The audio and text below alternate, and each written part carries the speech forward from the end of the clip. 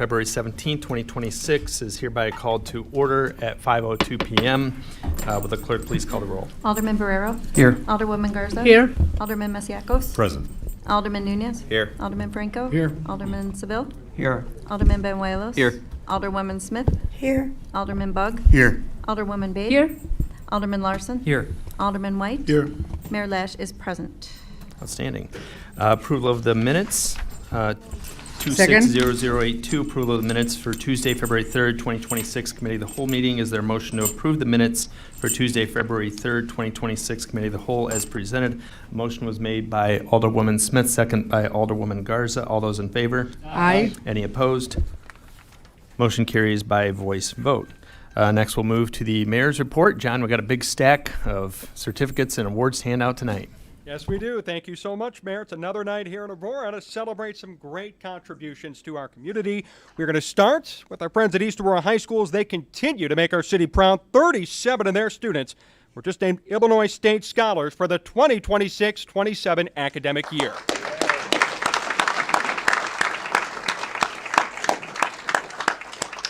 This recognition comes from the Illinois Student Assistance Commission, which identifies outstanding high schoolers across the state based on a combination of academic achievement, standardized test performance, and class rank. Give it up for our elite students here in Aurora.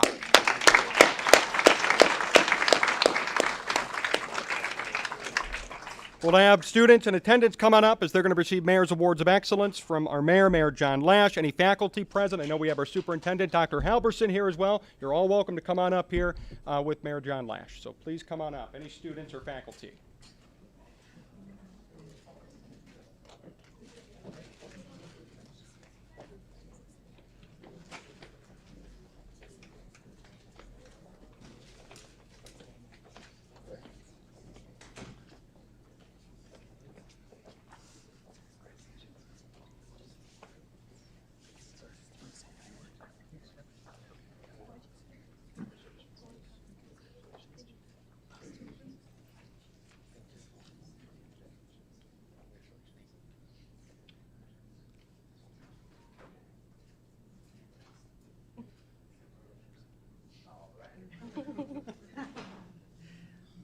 So not all 37 made it tonight, but thanks to all of you guys for showing up and for representing our city at your level as students. I think this is outstanding to have 37 people being recognized in East Aurora.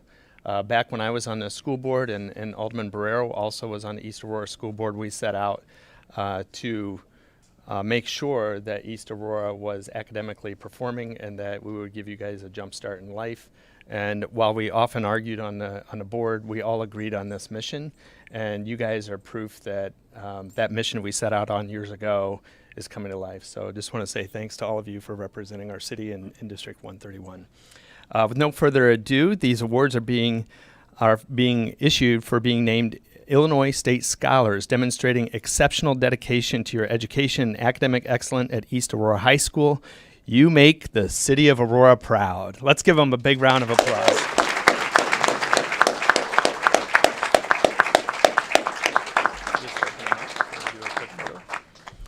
And we're going to shoot a photo, and then I'm going to invite Dr. Halverson up to say a few words.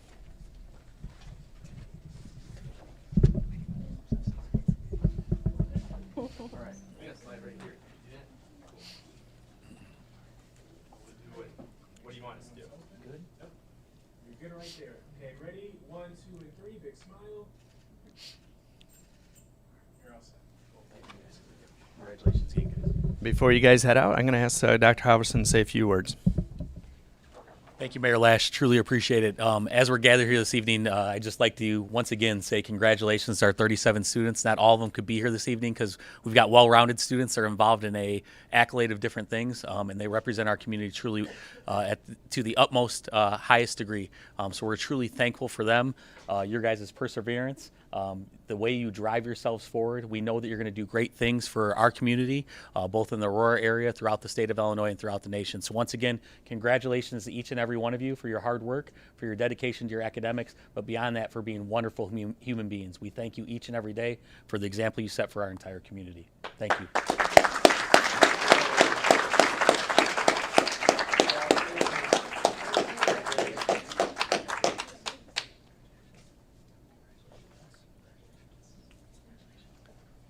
Congratulations again to our East Aurora High School Illinois State Scholars. Great work. Great work.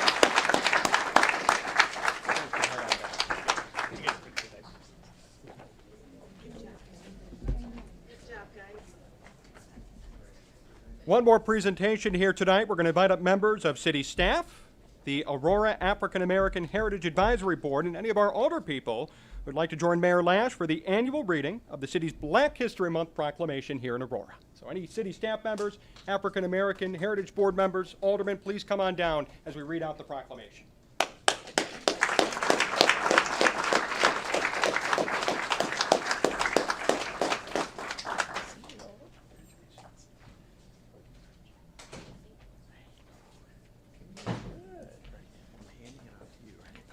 Okay. Any aldermen wish to join us?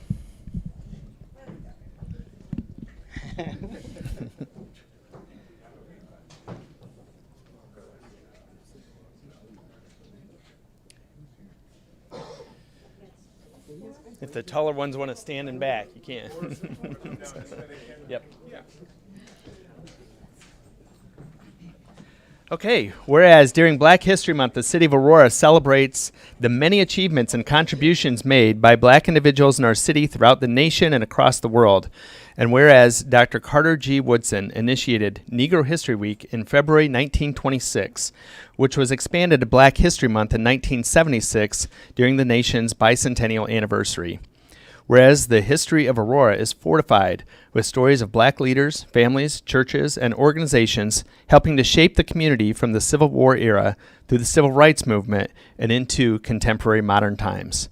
Whereas local Black trailblazers such as Marie Wilkinson, a lifetime social and civil rights activist, Donald Patterson, the first Black person elected to office in Aurora serving as county commissioner, Henry Cowherd, the first Black school board member in East Aurora School District's history, Shakita Hart Burns, the first Black person elected to the Aurora City Council, Fred Rogers, the first Black youth services director in the city's history, and countless others have made a lasting impact on the history of Aurora. Whereas Black history continues to be made in Aurora today by our residents, businesses, and nonprofits, along with dedicated city staff members, Black members of the Aurora City Council, Alderman-at-Large Will White, and Alderman, Ward 9, Alderman Edward J. Bugg, and through the hard work of the city's African American Heritage Advisory Board.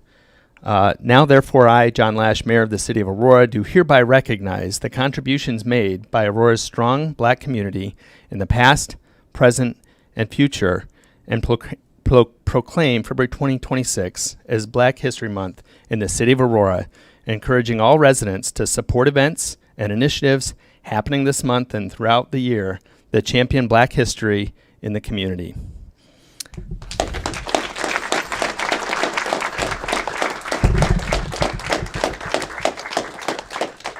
And somebody from Central Services, Sean, my neighbor, also is going to be the recipient. So Love it.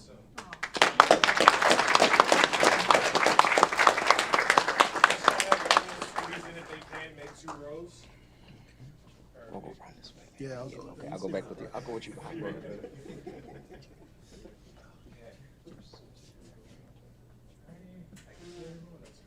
Ready? 1, 2, and 3. Big smile. You're all set. hang on. Hold on. Thank you. My name's LaShawn. First and foremost, I'd like to give condolences to everyone that knows the great Jesse Jackson, especially to his family. And secondly, I'm in Central Services, which is my job duty of a custodian / janitor. And I was like, what's the correlation with me being up here? And then I thought about it. It's a position that's behind the scenes, not seen. Thank you, Mayor Lash.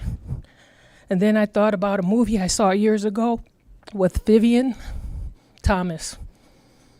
No education in this field, but he was one of the pioneers from the 40s that helped invented, and he didn't get credit until 71 or 6, don't quote me, but it was for the blue baby syndrome.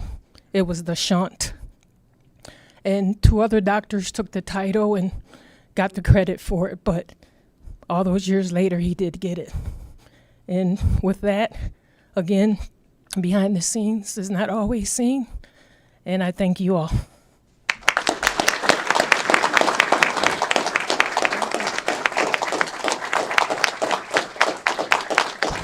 LaShawn Harden from Central Services. So thanks, everybody. And we do have a take-home version of that with your name on it, just so you know.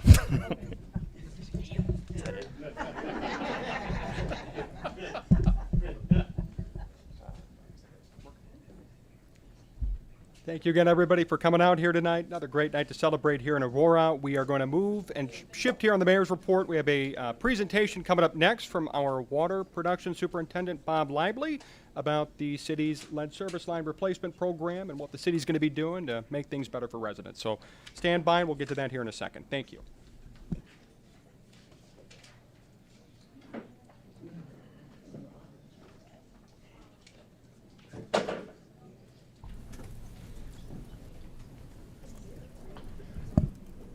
We'll give it just a minute, Bob, let people filter out.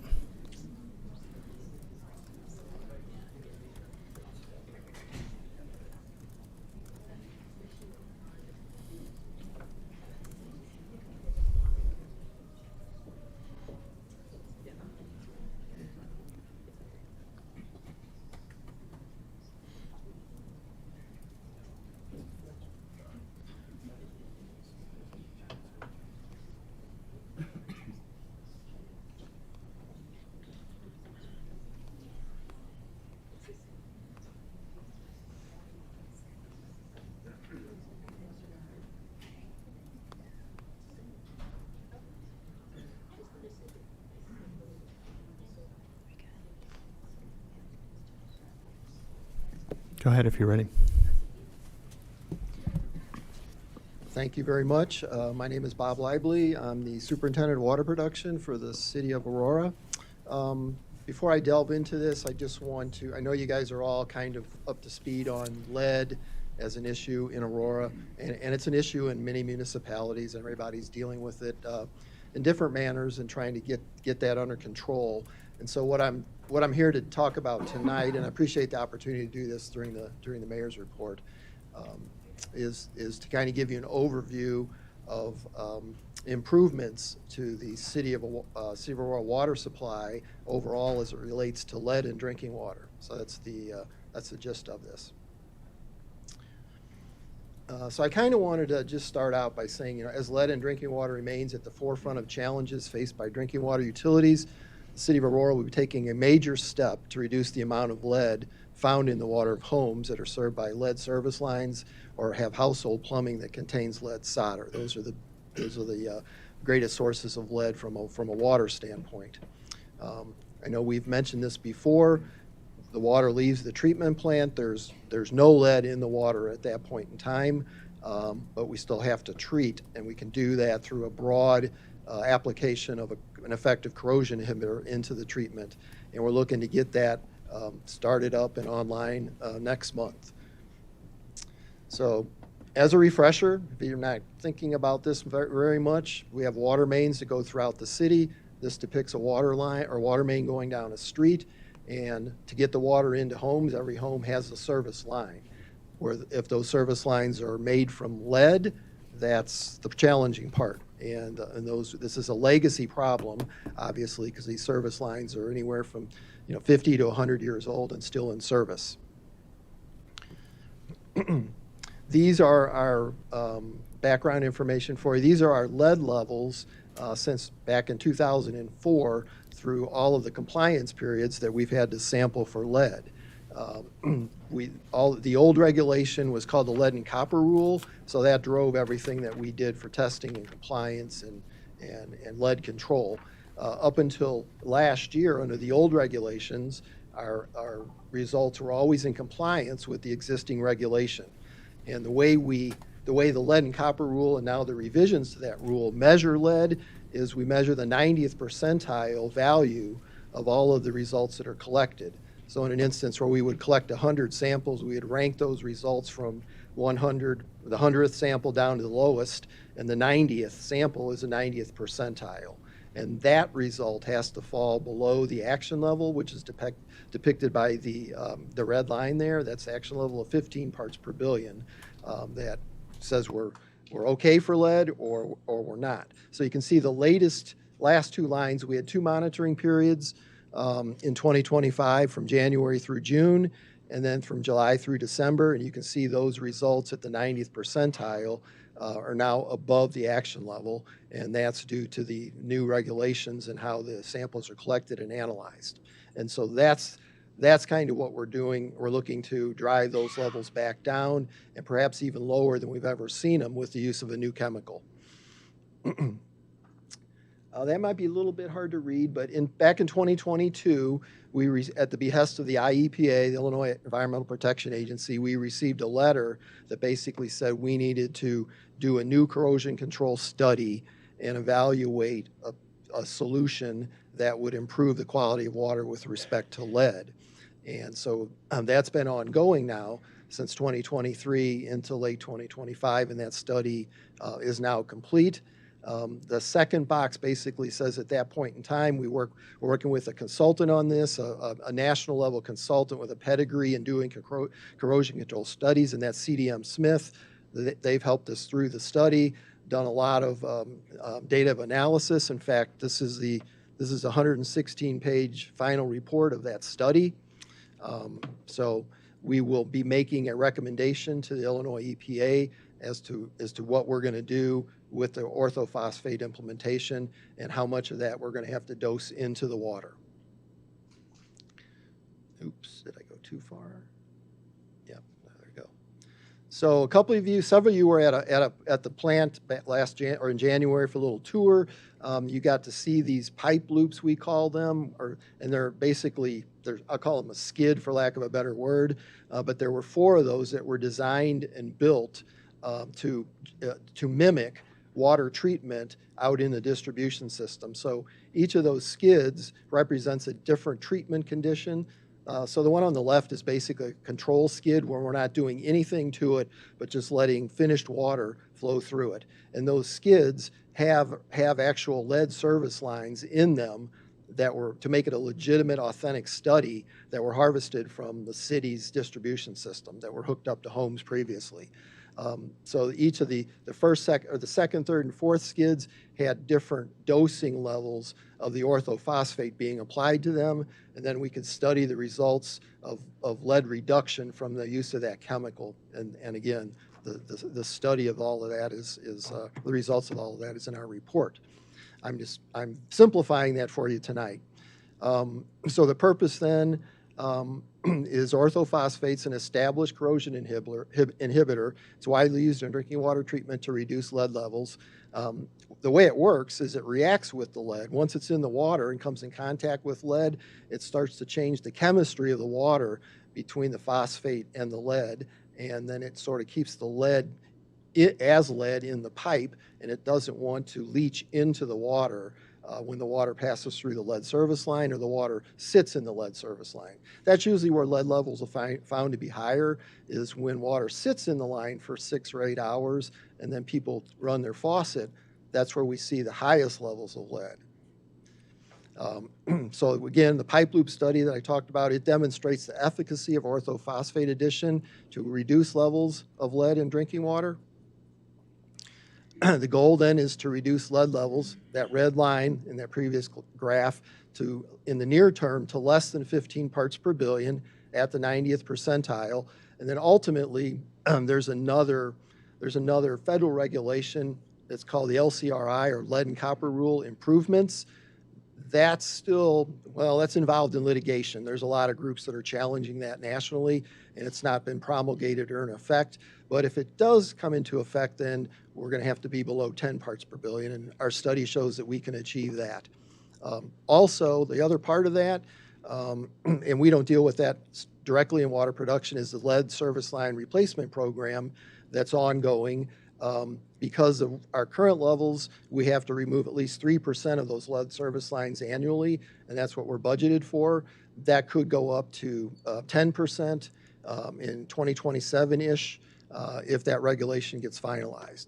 So that's a great thing. The slogan in the water industry is get the lead out. But that's one service line at a time, whereas this is going to provide a universal, broad reduction in lead as the chemical in the water travels through the system. So the bottom line of the study then is we studied 3 different doses, a 1 part per million or milligram per liter, a 2 milligram per liter, and a 3 milligram per liter dose. And that the 2 milligram per liter was determined to be the most cost effective and produce the best overall result. The difference between 2 milligrams per liter and 3 milligrams per liter was pretty much negligible in terms of how much lead it would reduce. So here's a little diagram, kind of simplified, and this is, you know, this corrosion control chemistry. It's pretty esoteric, but the right-hand side shows the inside of a pipe where there's really no corrosion control taking place, and lead can be eliminated. Orthophosphate, it says it puts down a protective layer, which it kind of does, but then it gets into more complicated reactions with the lead and producing different types of scale inside the pipe, and that scale is actually what is going to do the work and protect the lead so it doesn't leach back into the water. So what is orthophosphate? So I like to try to, you know, answer some of those general questions. If you're thinking about that, our form of the chemical and the chemical that we used in our study is dipotassium orthophosphate. So I'm a chemist, so I'm going to, you know, maybe focus on this a little bit. The formula is K2HPO4. That's our form of phosphate that we're going to use. There's a lot of different versions that utilities use. They can use phosphoric acid. We looked at phosphoric acid, and we did not want to dose with an acid that would change our pH drastically. Orthophosphate is used by many cities throughout the United States and Canada. It's basically been in use for about 30 years, since the early 1990s, when the lead and copper rule took effect and utilities had to start driving lead down. Locally, Chicago is switching from a phosphate blend to straight orthophosphate, and I know Elgin has just started their dosing of this chemical in November. So there's examples of local use. Basically, once it's in the water, it's not, you don't even know it's there. It's tasteless, it's odorless, and it's safe for use. And if you're thinking about, well, you're putting phosphorus in my water, people tend to, I don't want to equate this to fluoride, because fluoride is somewhat controversial, but it's the same type of dosing. Fluoride's an additive that we put in the water. It does what it does. It protects dental health at a certain concentration. Orthophosphate will do the same thing, but its job is to react with lead and reduce lead. You can see phosphorus is in a lot of things. Phosphoric acid is the thing that gives the low pH in colas. Common. And this is my fun fact. Everybody knows what a liter looks like. Once we're dosing this, you would have to drink 40 liters of water in one sitting to get the amount of phosphorus that's in a banana. So, just fun fact. So on my last slide, these are important considerations that we look at when we specify and utilize chemicals in water treatment. It's an NSF 60 certified chemical. All of our chemicals, for that matter, are NSF 60 certified. Means they're safe for use in drinking water. It's approved by the Illinois Environmental Protection Agency. That's who we've been working with closely. We've had numerous meetings with them to discuss the performance of it and how the results have progressed throughout the study. And so they're in agreement. They're actually quite anxious to see us get this going. We have we're going to be starting a temporary feed system at the treatment plant in March, because we have the ability, the equipment, the storage space for the chemical, so we can get it started now. We're still several months away from having a permanent feed system, and that has to go down and be engineered and get permitted. So we're going to try to get this rolling here in next month. In fact, our agenda item is on the I&T committee to procure that chemical pretty soon. And again, our go-live date, we're shooting for sometime in March to actually turn the pump on and start feeding the chemical. And Thanks. that's all I have. Any questions for Bob? Alderman Franco? Thank you for data, science, and facts. It's wonderful to hear that. I want to go back to the chart with the red line. Yeah. So in 2025, we went above the parts per, whatever the BP. Parts per billion. PPBs, Yeah. and we weren't above that in the prior years. Is that because the new system for those 2 years was in effect, and that new system of counting wasn't for those other ones? So theoretically, we could have been higher all those years had we been using that system. Because I want to know why we would have spiked, but we only spiked it because of the new way of measuring, just for that year. Theoretically. Okay. Thank you. They That's all I changed have. the testing standards and how we tested the water, and because of that change, And which I that's think we why went over. 2025 is there, and the Yep. other ones are. I just wanted to make sure I differentiate between those. Thank you. Yep, that's correct. Any other questions, Alderman Barrero? Yes, thank you. Thanks for the presentation. This is excellent news. My question is, how long will it, once we start using this orthophosphate, how long will it take before we see that the levels get below the 15 parts per billion? Right. So we are in a nuke monitoring period because of our action level exceedances. We're basically in a rinse and repeat testing protocol right now. So we're in a new January through June 30th testing period. So that's kind of, I'm not happy as a water professional. I'm not happy with our lead levels. I want to see this get rectified and come back down. So the sooner we can get it into the system, we can start seeing some benefits. I'm not sure if we're going to see that immediately in this sampling period, but I'm hopeful. We will start kind of with a light dosage or light residual, and then we'll ramp that up to our target dose, but probably fairly quickly. So it's possible that we could see some better numbers this 6 months, if not this 6 months in the second monitoring period. Thank you. Any other questions? Alderman White? Yeah, thank you, Mayor.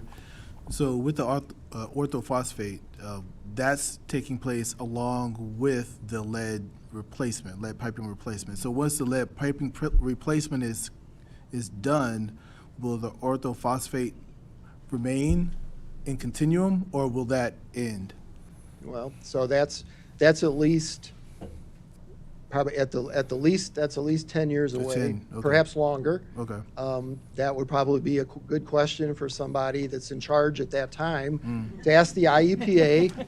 I'm not sure the IEPA will stop it, but that's a good question for the future. Got it. And second question is, with this additive, does it provide, is there any additional cost, or is the cost minimal? Well, I mean, we have a pretty substantial overall chemical budget. I think this contract is, for this year, is somewhere around $300,000 based on the amount of chemical that we'll use to treat the water. So, yeah. Alderman Seville? Yes, thank you, Mayor. So is all communities mandated to do this then, this orthophosphate? No. So all communities are mandated to follow the latest regulations and make sure that their corrosion control is acceptable. There's different water quality techniques, and we've been using pH and alkalinity because we're a softening system, and those have, and under previous research and years of use throughout the industry, those have been somewhat effective. So if a system has to do nothing and things are working for them, I'll say naturally with their water quality or their chemistry, they don't have to use orthophosphate. Orthophosphate is sort of like the best available treatment when other things have not been effective. Mm-hmm. Okay, thank you.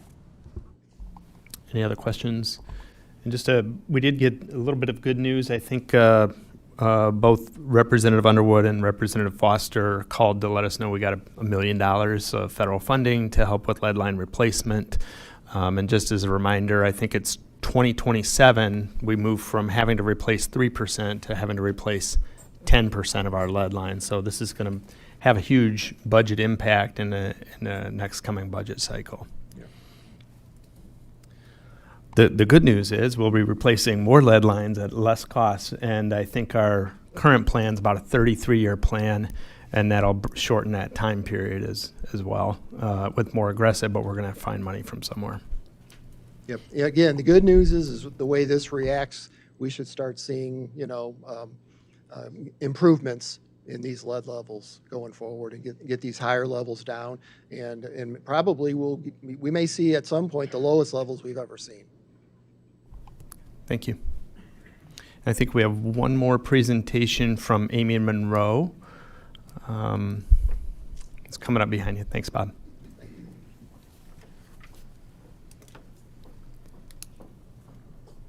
So this is just, we have a couple agenda items coming up around the City of Aurora Quality of Life grants out of Community Services.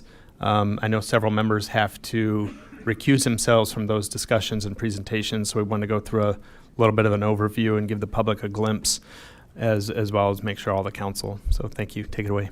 Thank you, Mayor. Good evening, Council. My name is Amy Monroe. I'm Redevelopment Coordinator with the Community Services Department, and I'll be reviewing tonight the City of Aurora's 2026 grant programs that are administered through the Community Development Division.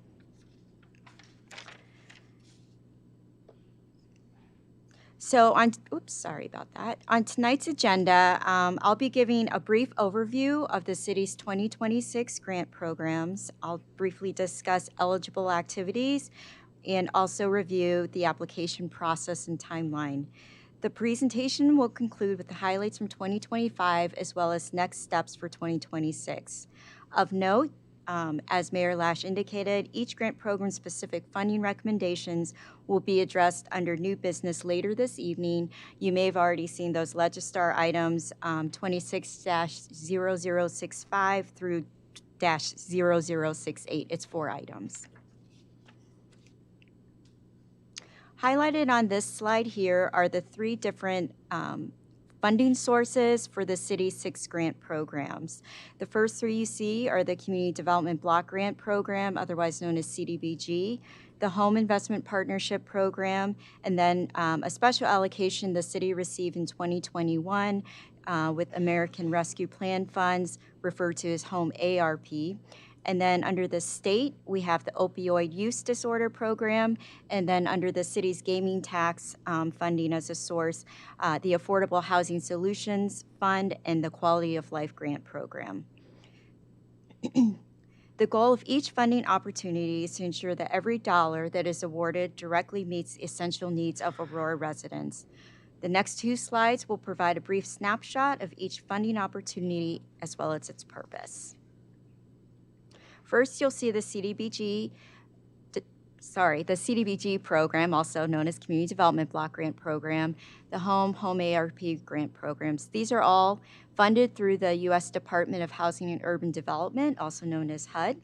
These HUD anti-poverty funds must support housing and community development initiatives tied to the city's consolidated plan goals and objectives. As you will note on the slide, there are a number of different priority and target populations for the HUD-funded programs. However, the commonality among all of the populations is that the program beneficiaries must be primarily low and moderate income individuals and households. Example projects under these HUD-funded programs for CDBG, some of you may be familiar with the city's housing rehab program. You might be familiar with several case management programs under several of our service agencies. And then you may also have seen some of our public facility improvement activities through the city's infrastructure street resurfacing project. Under the home program, you might see some affordable rental housing development projects. The most recent completed one is the Lincoln Todd project, which was the rehab of 2 schools and the reconversion into affordable housing units. Under Home ARP, activities that have been funded in the past include rent assistance and housing case management. Under the city's next 3 grant programs, the first one there that you see is the Opioid Settlement Fund program. These funds must relate to opioid use, prevention, and recovery. Prior OUD projects include targeted counseling and street outreach activities. Next, the Affordable Housing Solutions Grant is informed by the 9 key recommendations focused on various housing development initiatives identified in the city's 2024 Affordable Housing Strategy. Some activities that were proposed under this strategy included infill housing, housing for those who are considered the missing middle, and landlord engagement, just a few activities of many. Past funded projects under this housing fund are rehousing assistance and fair housing education. Finally, the Quality of Life Grant Program provides funding support for a vast array of community services, ranging from services for the very young to the elderly. Under the prior Quality of Life Grant funding cycle, example projects have included various after-school youth programs, mental health intervention programs, Meals on Wheels, and support for museums. Although the 6 grant programs each carry their own specific requirements, every proposal is assessed on how effectively it advances the city's established priorities, as noted in the city's other strategic plans, such as its consolidated plan, aging and community, housing strategy, and homelessness prevention plans. This consistent, principle-driven approach ensures that each investment meaningfully contributes to achieving Aurora's short and long-term community service goals and objectives. This next slide highlights the estimated totals that were available under each of these 6 grant funds. Picture on the slide is the specific breakdown that totals just over $6 million. This next slide is the breakdown of the total projects that were applied for under each of the 6 grant programs, and then later on, which I mentioned, we'll discuss the recommended projects.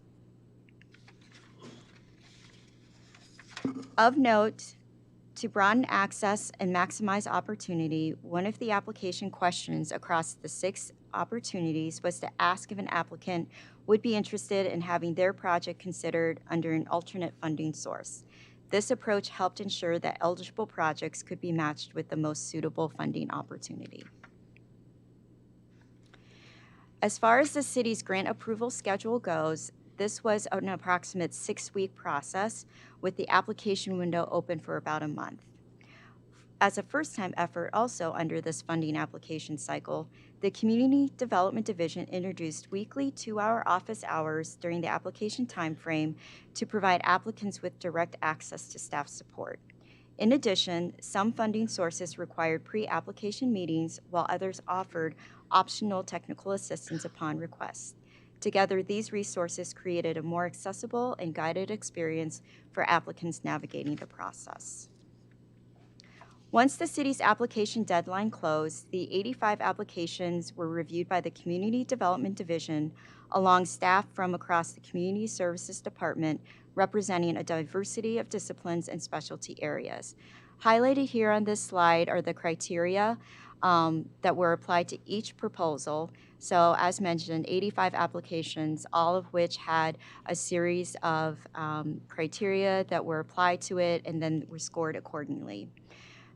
Criteria such as agency capacity, project readiness, project impact, cost reasonableness, and as applicable past performance were all reviewed for each application.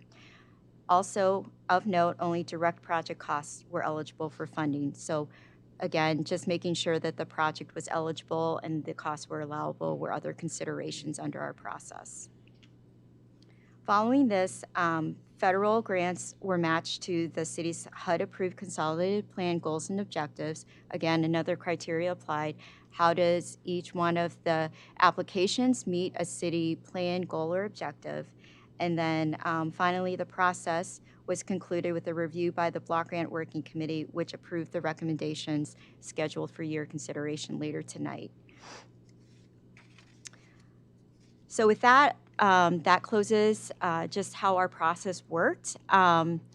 With that, I did want to share a few program highlights from 2024 to 2025, just so you all can have a good picture of what the funding has allowed for throughout the city. First, you'll see the home ARP performance outcomes there.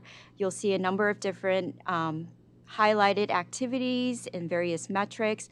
Overall, we've been able to serve 1,318 households through rent assistance, housing counseling, just different types of public service activities, helping the uninsured, all through this program for Home ARP. This next slide, you all are likely familiar with Hesed House, our homelessness prevention shelter. And here on this slide, you'll see a breakdown of the funding that's been provided to Hesed House. But one thing I did want to also specifically call out is that screenshot of the YouTube video. Some of you may have already seen it. If you haven't yet, there's a series of slides after this one that will take you to links if you look on the PDF of the presentation that was included in your agenda packets. And this video is part of a new city-sponsored video series that was put out by the communications team here at the city. And it was launched to profile our local nonprofit agencies. And it just gives them an opportunity just to share their needs, share their successes, and also we see this as a way to collaborate more with our other partners throughout the city and the city itself. This next slide is one of our longstanding CDBG partners. They provide housing rehab assistance for home modifications, specifically for those who are 62 and above, or for persons with disabilities. This next slide is one of our past quality of life partners. The Quality of Life Funds is our broadest funding program, and so it funds anything, as I mentioned earlier, from youth services to Meals on Wheels to cultural organizations to promote the history. And I know the Fire Museum in the past has offered also some youth day camps, which has been super fun for kids to get involved on that. So that is one of our other partners here with Quality of Life.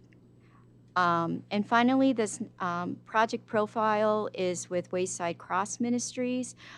They also offer youth services, and they have used Quality of Life funding in the past to support those youth day camps or after-school services for their clients.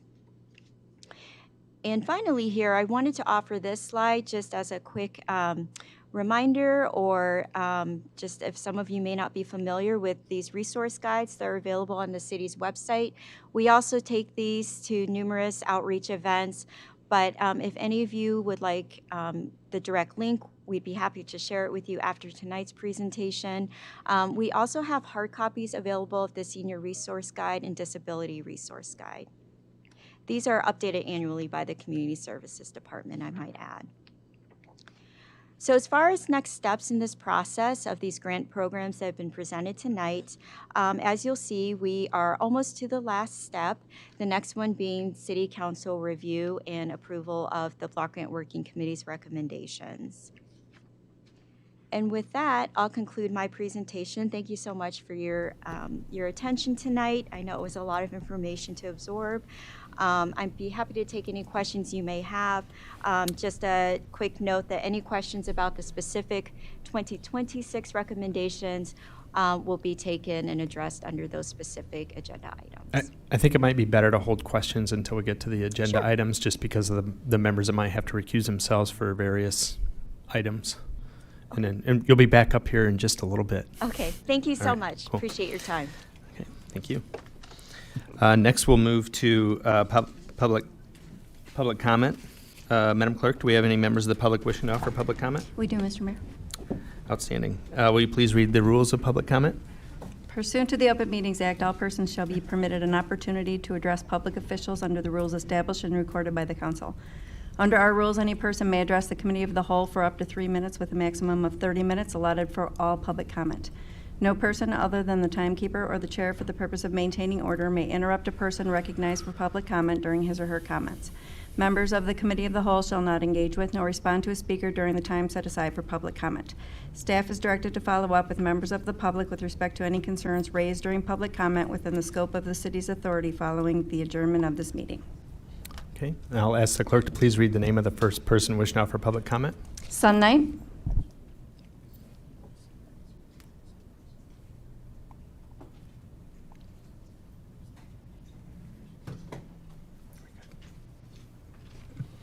Good evening, Sonia. You have 3 minutes beginning now. Okay. The Aurora students' walkout was not a protest. it was a political violence. It was not a nonviolent social change. There was a clash between students and police.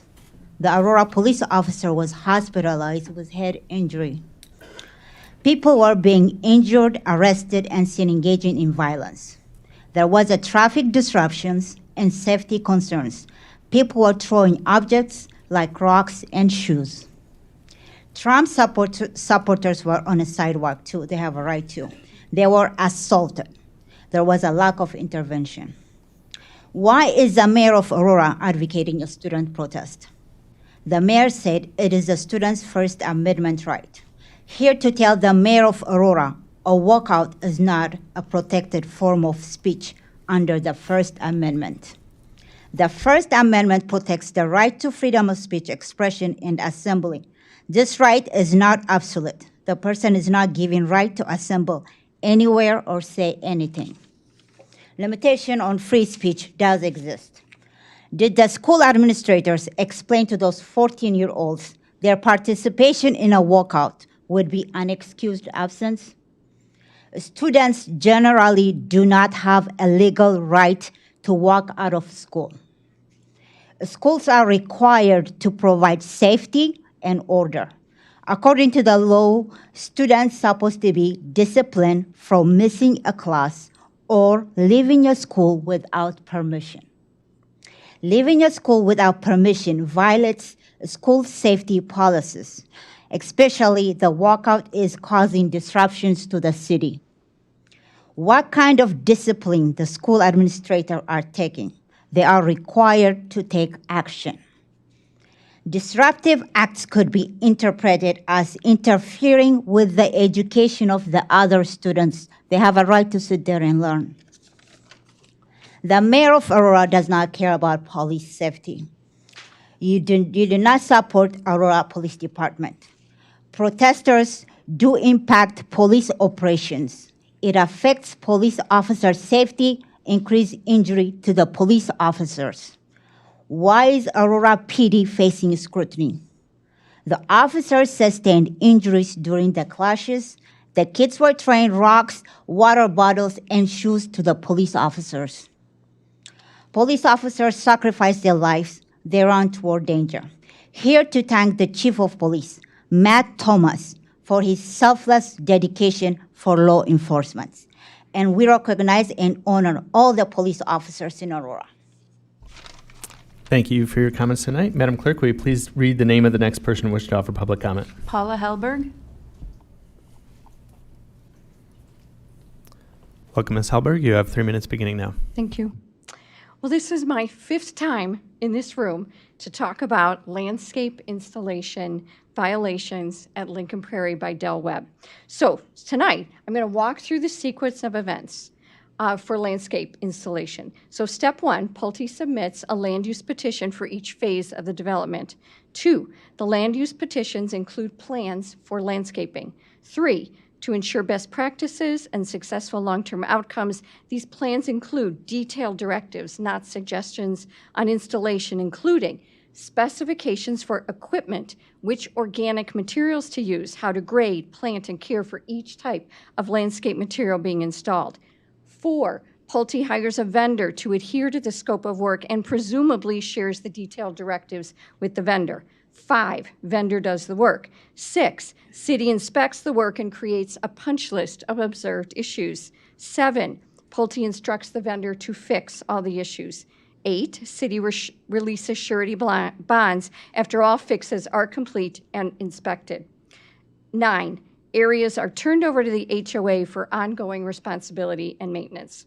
But it's step 5, vendor does the work, where the problems originate. For whatever reason, the Pulte hired vendors are not following the detailed directives set forth in the city-approved and recorded plans. These bad practices are causing burdens to the city for increased inspections and punch lists, to Pulte, to your constituents as they inherit the costs and the repercussions. At some point, this has to matter. Would it matter to you if it was your yard, your home?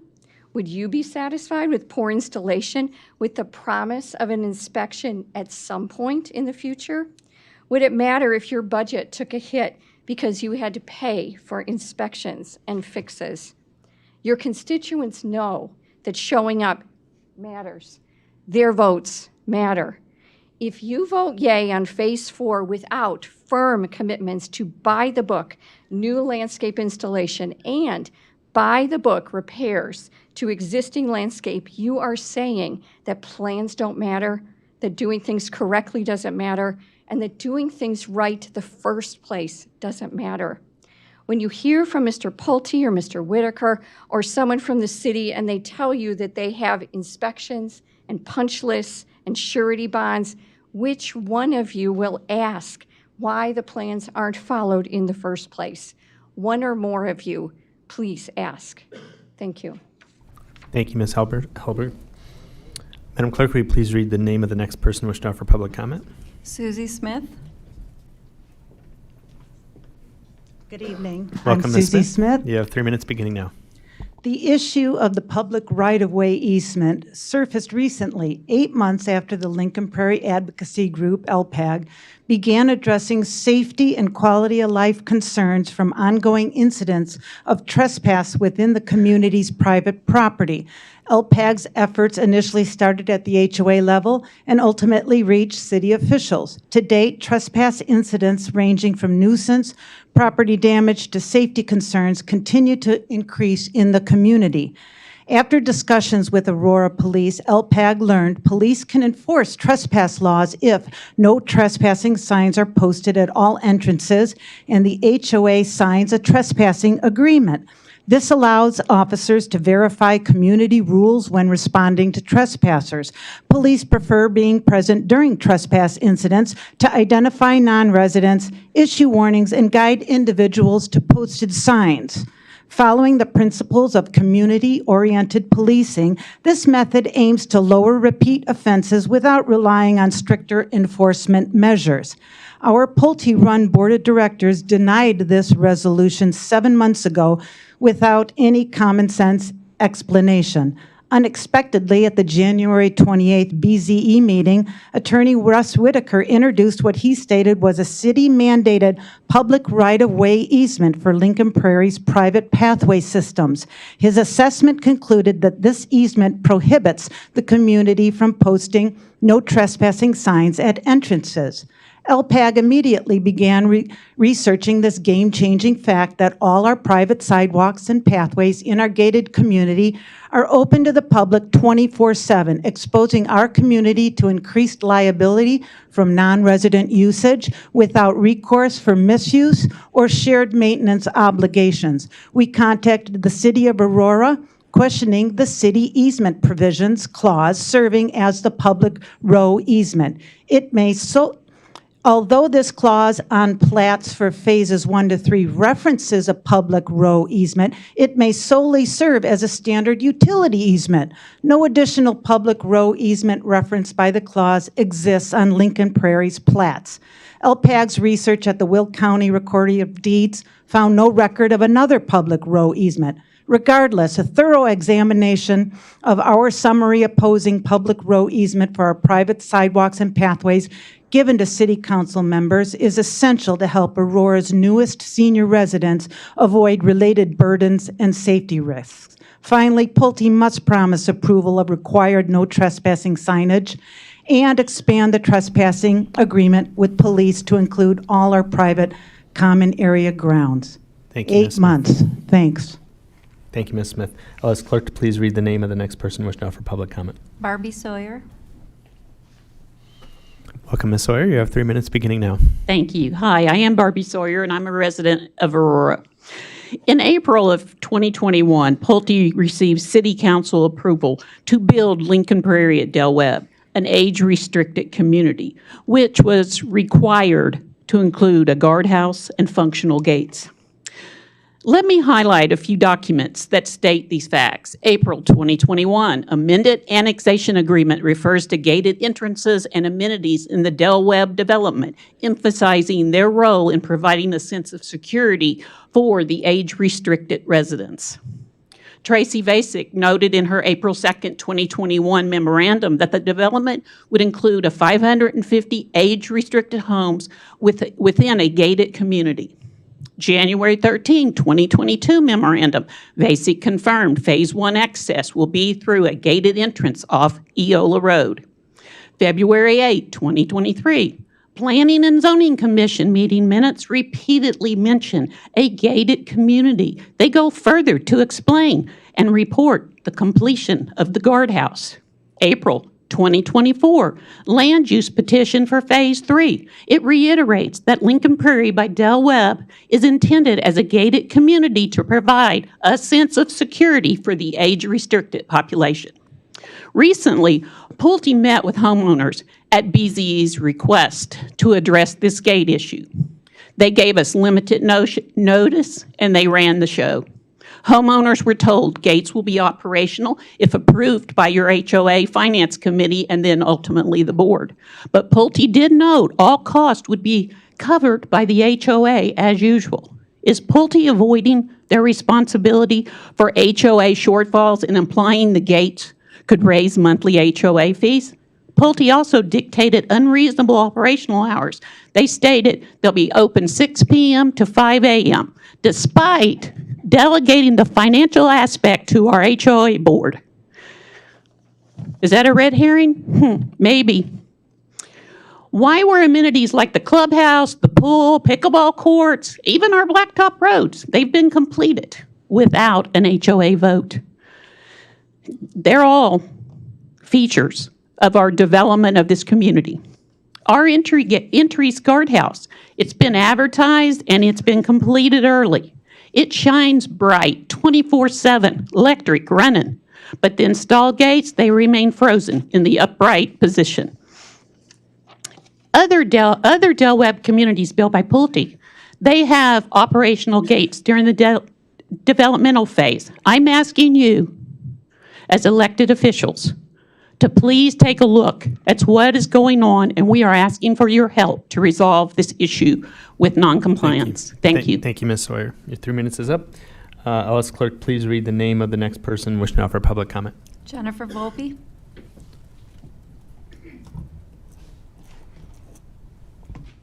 Welcome, Ms. Volpe. You have 3 minutes beginning now. Good evening. Thank you. My name is Jennifer Volpe, and my husband and I reside at 3104 Bellwether Court in Aurora. We purchased our home in Lincoln Prairie in October of 2023. And since that time, as an individual homeowner, I have experienced repeated frustrations when dealing with Pulte. And despite bringing these concerns to the attention through the proper channels, we have experienced nothing but delays in their response and no resolution to several other issues for 2 years. These are the exact same concerns that many of my neighbors individually and more recently through our LP advocacy group have experienced and have been attempting to address with Pulte to no avail. As a result of my attendance at the homeowner meeting with Pulte on February 4th, I became more aware of the history and all of the specifics regarding the multiple attempts by many of our residents to seek a resolution to our significant concerns. And the fact is that it's been met with rejection multiple times, not only at the Pulte level, at the Lincoln Prairie HOA management, the board of directors, Pulte executives, but also at various levels of city government. We are here today to urge the city to require Pulte to work with our residents to provide solutions to the following concerns that have been addressed here tonight. We contend that the City and Pulte have overinterpreted the public right-of-way language in the documents previously cited this evening. The end result is a direct impact on the safety and security of our senior citizen residents. Pulte maintains this easement was required by the city and therefore it prevents them from installing the no trespassing signs within the community or entering into an agreement with the city. But Aurora Police will not respond to our complaints. So where does that leave us? In a gated, private community. Pulte is concerned that if their signs are installed, it may detract from future sales. We wholeheartedly disagree. Our current homeowners were led to believe that a private gated community would be in place, yet sales have been brisk. We were not led to believe that we would have people from the public walking through our private trails on our common area spaces, and these people that don't have to follow the same rules and restrictions the homeowners do. The people that have to pay for the homeowner's insurance and the liability when somebody from the public that doesn't have to follow the rules creates an insurance claim against our homeowners association. In terms of the gates, there is no language in any of the documents. Thank you, Ms. Volpe. 3 minutes is up. Sorry. Yeah, no worries. Thank you. Last clerk, please read the name of the next person wishing to offer public comment. Manuel Fernando Cardoza.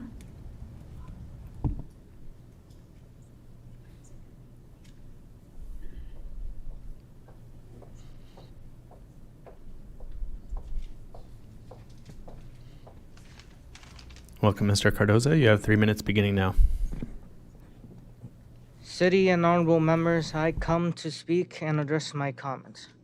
I'm not sure how many of you remember my statement on the idea of forming a civilian council, but I'm here to say more about it. Such as how it can possibly stabilize protests in Aurora. The idea came to me once I heard of the protests outside of Paramount Theater, which I found out about 16 days after, since in reality rarely anybody knew there was a protest there. Also, the numerous of unorganized protests also gave this idea. The idea would be the civilian council could act as a sort of guidance to those who wish to protest about anything. The civilian council goal is to unite the common people of Aurora and bridge the gap of communication between city and people. Since that's the case, the civilian council will encourage and back any protests.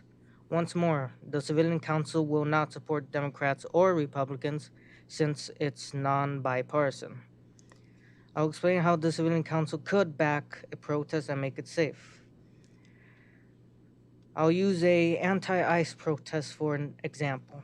If the civilian council reach about 10,000 supporters, this can be possible. Now, say a few people want to set a ICE protest. Instead of setting one on their own with no plan or idea or organization, they can go to the civilian council first, then the civilian council will talk and hash out a plan such as estimating how many protesters will be there. If they say like 150 estimated, a plan of dividing them into 6 groups of 25, 5 columns and 5 rows in each. The civilian council will or can set up a branch within itself designed for such a situation. To set up squad leaders for these groups from the council itself. So disciplined and well-educated civilian squad leaders can keep the groups in a orderly fashion. As well as add a 7th or 8th group made of about 5-10 civilian volunteers set up on each side. These volunteers directly being from civilian council will be known as ACV. In short, if civilians want to protest, they go to civilian council. Form a plan, then civilian council relay the information to the city so things get organized.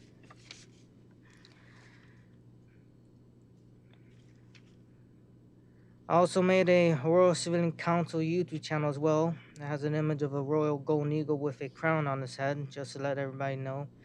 If anyone has any questions, then you can ask me at the end of the meeting. My time is up. Thank you. Thank you, Mr. Cardoza. Madam Clerk, will you please read the name of the next person wishing to offer public comment? Anonymous Aurora resident. Is there an anonymous Aurora resident? Is there an anonymous Aurora resident that signed up for public comment? I'll ask one more time if there's an anonymous Aurora resident wishing to offer public comment. Hearing none, I'll ask the clerk to please read the name of the next person wishing to offer public comment. The final speaker is Curtis Wilson.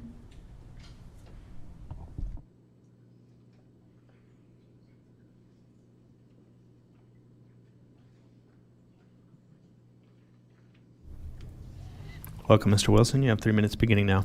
Thank you so much. So, good evening to everyone. I'm coming before you, well, actually, let me stop for a second to say, since I have the time, congratulations to Michelle and to Josh on the agenda items. I'm so proud to know them, and just want to say that since I have the time. But anyhow, for the Music Events and Entertainment Commission, I commissioned one of the 36 boards and commissions, and I have a phenomenal team that I work with. I also want to thank the liaisons for all the boards and commissions. So for this one, it's Tony Martinez. For others, I know Katrina, Tasha Moss, Brittany Everett, Carla Thomas, just some really good folks around the city who have helped out the boards and commissions. So just want to make sure that I can share that. But anyhow, as the Music Events and Entertainment Commission, one of the things that I have presented for our team was, how do we help the upcoming talent, the folks who have dreams and visions of getting out there and doing big things? And so we put together a list where what this plan is for is that, say, a restaurant downtown or something at the mall says, I need a keyboard player, I need a harmonica player, I need a flautist, I need a cellist. They can sign up here with the QR code, and then when that request comes to MEE, we can produce a list of what is it that you're looking for. Are you looking for spoken word? Are you looking for poetry? A sculptor, an artist, a painter, whatever it is, we can actually provide value to our community. The ultimate goal I would like to see is maybe another Aurora Idol, where we highlight talent here locally, so then that way they may get some regional support, some national support. Just, again, elevate ourselves in a way that it brings people together. So I have one for everyone here, so you can have. This QR code is not prone to expire, so then it can be circulated and taken a copy of and then circulated around with the original flyer. But just wanted to share this with everyone because it's time to do something good for our city, particularly the young people. So much talent is here, so much potential, and hopefully this is just a small way of recognizing that. So please give it to everybody: flautists, cellists, pianists, keyboardists. We can combine people. So if you're a keyboardist, Brother Alderman Nunez, and Miss Patty is a harpist, we can get you together. We can combine, make bands, and so we're looking at getting this going pretty soon. But I'm mindful of my time. But thank you all so much, and please, one for everybody. There's 15 or 14 here, so enough for the whole dais. So thank you. Thank you, Mr. Wilson. And some for the audience too. If you want one, you're interested. Yeah, you got one too. Thank you. There's no more members of the public wishing to offer public comment. We'll move to the committee reports, and I'll ask Chairman Mike Seville of the BZ&E Committee to offer the report. Yes, thank you, Mayor. The Building, Zoning, and Economic Development Committee met February 11th and heard the following 4 items, and I will read all of them. 25-1047, a resolution approving a preliminary plan and plats for Lincoln Prairie by Del Webb Subdivision Phase 4A and 4B on vacant land located at the northeast corner of Del Webb Boulevard and US Route 30. 25-1048, resolution approving the final plat for Lincoln Prairie Del Webb Subdivision Phase 4A on vacant land located on the northeast corner of Del Webb Boulevard and US Route 30. 25-1049, a resolution approving the final plat for Lincoln Prairie by Del Webb Subdivision Phase 4B on vacant land located at the northeast corner of Del Webb Boulevard and US Route 30. And then finally, 25-1053, a resolution approving a final plan for Lincoln Prairie by Del Webb Subdivision Phase 4A and 4B located at the northeast corner of Del Webb Boulevard and US Route 30 for a one-family dwelling, 1110 use. These are 4 items that we heard at committee after holding it for 2 weeks previously with regard to Pulte's next development phase. This is for 4A and 4B, and this is essentially what was previously approved by City Council, submitting that they are meeting those guidelines. We did have, I think, Russ, I see you out there, Whitaker. Did you want to step forward, and then Jill Morgan as well to give any type of report? No, I was just going to add, unless there's questions for staff, they do have a formal presentation they would like to go through for you. Okay. Russ, would you like to step forward and give a formal John, presentation? could you pull that presentation up? Sorry. I have a question for Jill. Okay. And then Jill, I think we have a question here from one of the aldermen, if we may, please. Might want to stay near the microphone. Okay. Do you want to go through the presentation first? Who had the question? I did, but I can wait. Okay. So why don't we hear the presentation and we'll go through. Sure, I'll jump in and give the presentation here. Hey, thanks for having us here this evening. My name is Russ Whitaker. I'm an attorney at Rosenhoven Whitaker here this evening on behalf of Pulte as a contract purchaser of the south half of Parcel 4 in Lincoln Prairie. Pulte, as many of you have seen a number of projects from Pulte, is a publicly traded home building company, third largest builder in the U.S. in Chicago. They've been actively growing presence in this market, over 1,000 homes last year. We talk about having the top selling community in Illinois 4 years running because I think that speaks to the level of investment that we make in communities that we're working on. In 2024, Pulte obtained approvals to develop the north half of Parcel 4 pursuant to the established standards. I'm sorry. This is a general use plan, land use plan here that was approved by the city in 2021 as part of the annexation agreement for the approximately 525-acre Lincoln Prairie development. The plan depicts the manner in which approvals for Lincoln Prairie were established, with Lincoln Crossing to the north, you see that labeled, Del Webb to the east. The two commercial lots are highlighted in red, and then flex parcels 4 flex parcels 4 and 5, both located along US Route 30 on the west side of the plan you see here. Under the plan description for Lincoln Prairie, the developer has options to develop the flex parcels consistent with the parameters for either Lincoln Crossing or Del Webb. What we have on the screen right now is a portion of the plan description. So the plan description establishes the zoning for the property. We talked about this a little bit at Plan Commission and at BZE. While this is a gated community, what we wanted to do is kind of highlight the statement that was included in the zoning for this project, in that it's the gated nature of the community is not intended for purposes of exclusivity, but is specifically intended to create a sense of security for the unique age-restricted population that the project is intended to serve. So I would call out that one of the things with this community is that while there are gates at the entrance, specifically there are existing gates at the north entrance, there is no fence, there is no full secured perimeter of this community, so it's a little bit unique, and I think that was part and parcel of how we arrived with city staff on the public access across paths and sidewalks within the community. Last year, or in 2024, I guess that's 2 years ago now, Pulte moved forward with the first portion of the flex parcel development. This is the north half of Parcel 4. Eola Road is kind of the road that you see just north of the purple single-family lots.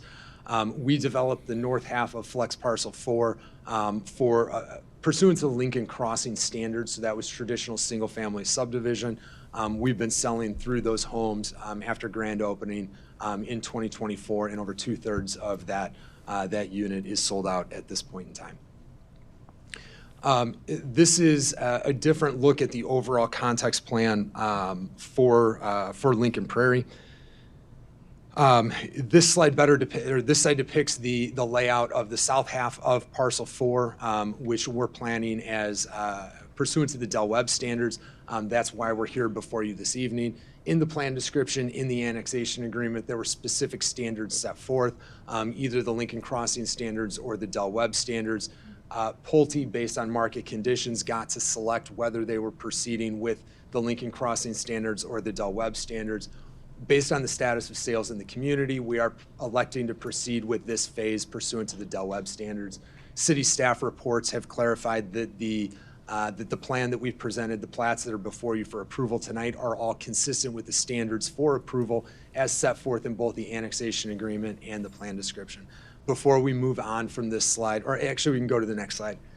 So this provides a little bit of a closer look at that Parcel 4, which is just north of the Del Webb Boulevard entrance on Route 30.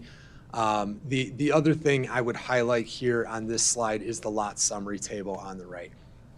So there's been some consternation about overall size into the community and us adding to the community at this point in time, but this is a lot summary that is carried through on plans since we first obtained development approvals in 2021.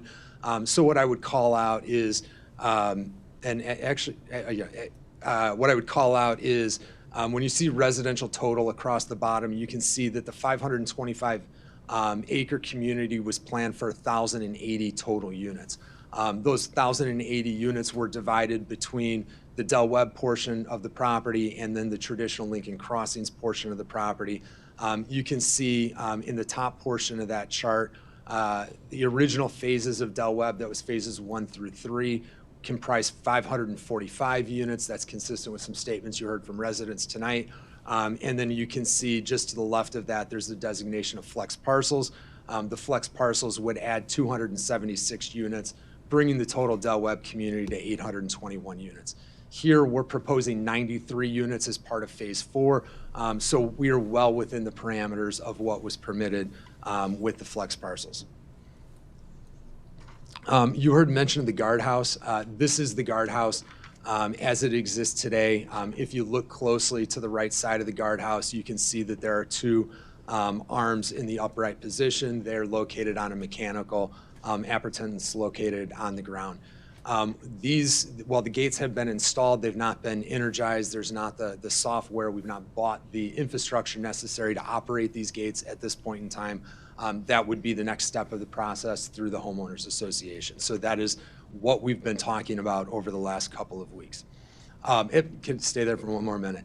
I would call out that these gates cover only the drive aisle, so the gates are not long enough, large enough to encompass the sidewalk, which leads directly into the Del Webb community. I think that's consistent with the underlying status of the public access easement over sidewalks. Coming out of BZE, or I guess in between the 2 BZE hearings, Pulte did meet with residents. We held an event at the clubhouse for Del Webb. We heard concerns from residents regarding the gated nature of the community, and we agreed to find a compromise solution. The compromise solution was that instead of maintaining these gates up throughout the remainder of the sales process, Pulte would support, through the homeowners association, the purchase of the additional infrastructure necessary to bring these gates operational. That is something that we think could be completed circa this summer, and that the gates would then be operated in the evening. So the thought process is we have ongoing sales at the amenity center. We also have a lot of contractors, both Pulte contractors and resident contractors managing patio extensions or decks or any variety of improvements in the community. It is a very active community with a lot of trucks coming in and out. We cannot have the gates down and preventing the free flow of traffic during regular business days, regular business hours. So the goal is to have gates come down at 6 p.m. at night, which is when our sales center would close, and then the gates would open back up at 5 a.m. in the morning, when we might expect that people would start coming back in for construction-related work. Next slide, please. The last item I would hit on is the amenity center. We heard residents express concerns about the amenity center. I don't know that I heard a lot of concern about this tonight, but there was some extended discussion about these facilities. In this image, you see the rendering of the amenity center that has been constructed, and around the perimeter of this slide, you see the actual amenities that are built at the Aurora community. It is a very large 17,000 square foot clubhouse. It is oversized based on standards for a Del Webb community in the Midwest region. We went through those details with residents at our meeting, and we talked about that at the BZE meeting. We're not finished with the clubhouse. If you're looking at that top image, the right-hand side, you see kind of a breezeway separating the larger portion of the structure and the right-hand section of, or a separate structure on the right-hand portion of the screen. That right-hand section is a 4,000 square foot sales center that Pulte is currently occupying and selling out of. We have committed to residents that at the conclusion of sales, we would turn that sales center over to the HOA. It would become a component of the overall amenity center. We have also talked about plans to expand outdoor amenities and to potentially expand the existing footprint of the clubhouse into a larger space. However, those plans are all subject to the ultimate build out of the community. We don't know today whether phase 5 will be built out as Del Webb or be built out as Lincoln Crossing. It is essential that we get to that point before we make final plans for the amenity center. So our commitment tonight to the city is that when we move forward with phase 5 plans, we would specifically have a plan to build out and complete the amenity center. So with that, I think I'd be happy to answer any additional questions you might have. I do have a few. Starting with the sales center, since we're on that slide, when do you anticipate that being handed over to the HOA and being converted? It's quite a number of years, to be honest. So if we're currently building through phase 3 of the community, I think we've got a couple hundred homes left to sell in phase 3. We would need to build through phase 4 and get substantially complete with phase 5 before that turnover would occur. And what happens just in case phase 5 never happens? What's the plan there? Yeah, if phase 5 never happens, then we would close out we would close out our participation in the association, and we would likely hand that over to residents. Okay. And then just to go back to the gates real quick, I understand there's a HOA meeting coming up in March, and that part of the negotiated settlement is that the recommendation to the HOA board, which is run by Pulte, will be recommending to put the gate down at night, as you just said, and leave it up during the day to allow contractor access. And then you said circa this summer before you could get all the software and get that operational. Is that accurate? Do you have a rough timeline outside of sometime this summer? We don't. We need to, the intent would be that we would go out and we would get multiple bids. Those bids would come back to the HOA. The HOA would select bids based on a variety of proposals, and then we would execute on it from there. So I think our perspective right now is that this summer is a realistic time frame. Obviously, we're not here to try to drag that out. As soon as we can move that forward, I think we're happy to do that. And then what's your plan to communicate with the residents during this process?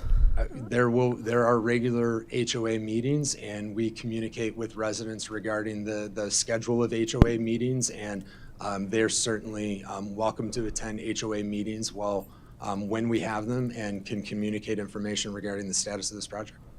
Okay, and then just because I only saw the arm on the one side and then on the outsides, what about the gateway through? Is that going to be manned? The plan at this point in time is not to man it. It could be manned. Typically, that is a decision to be executed by the HOA.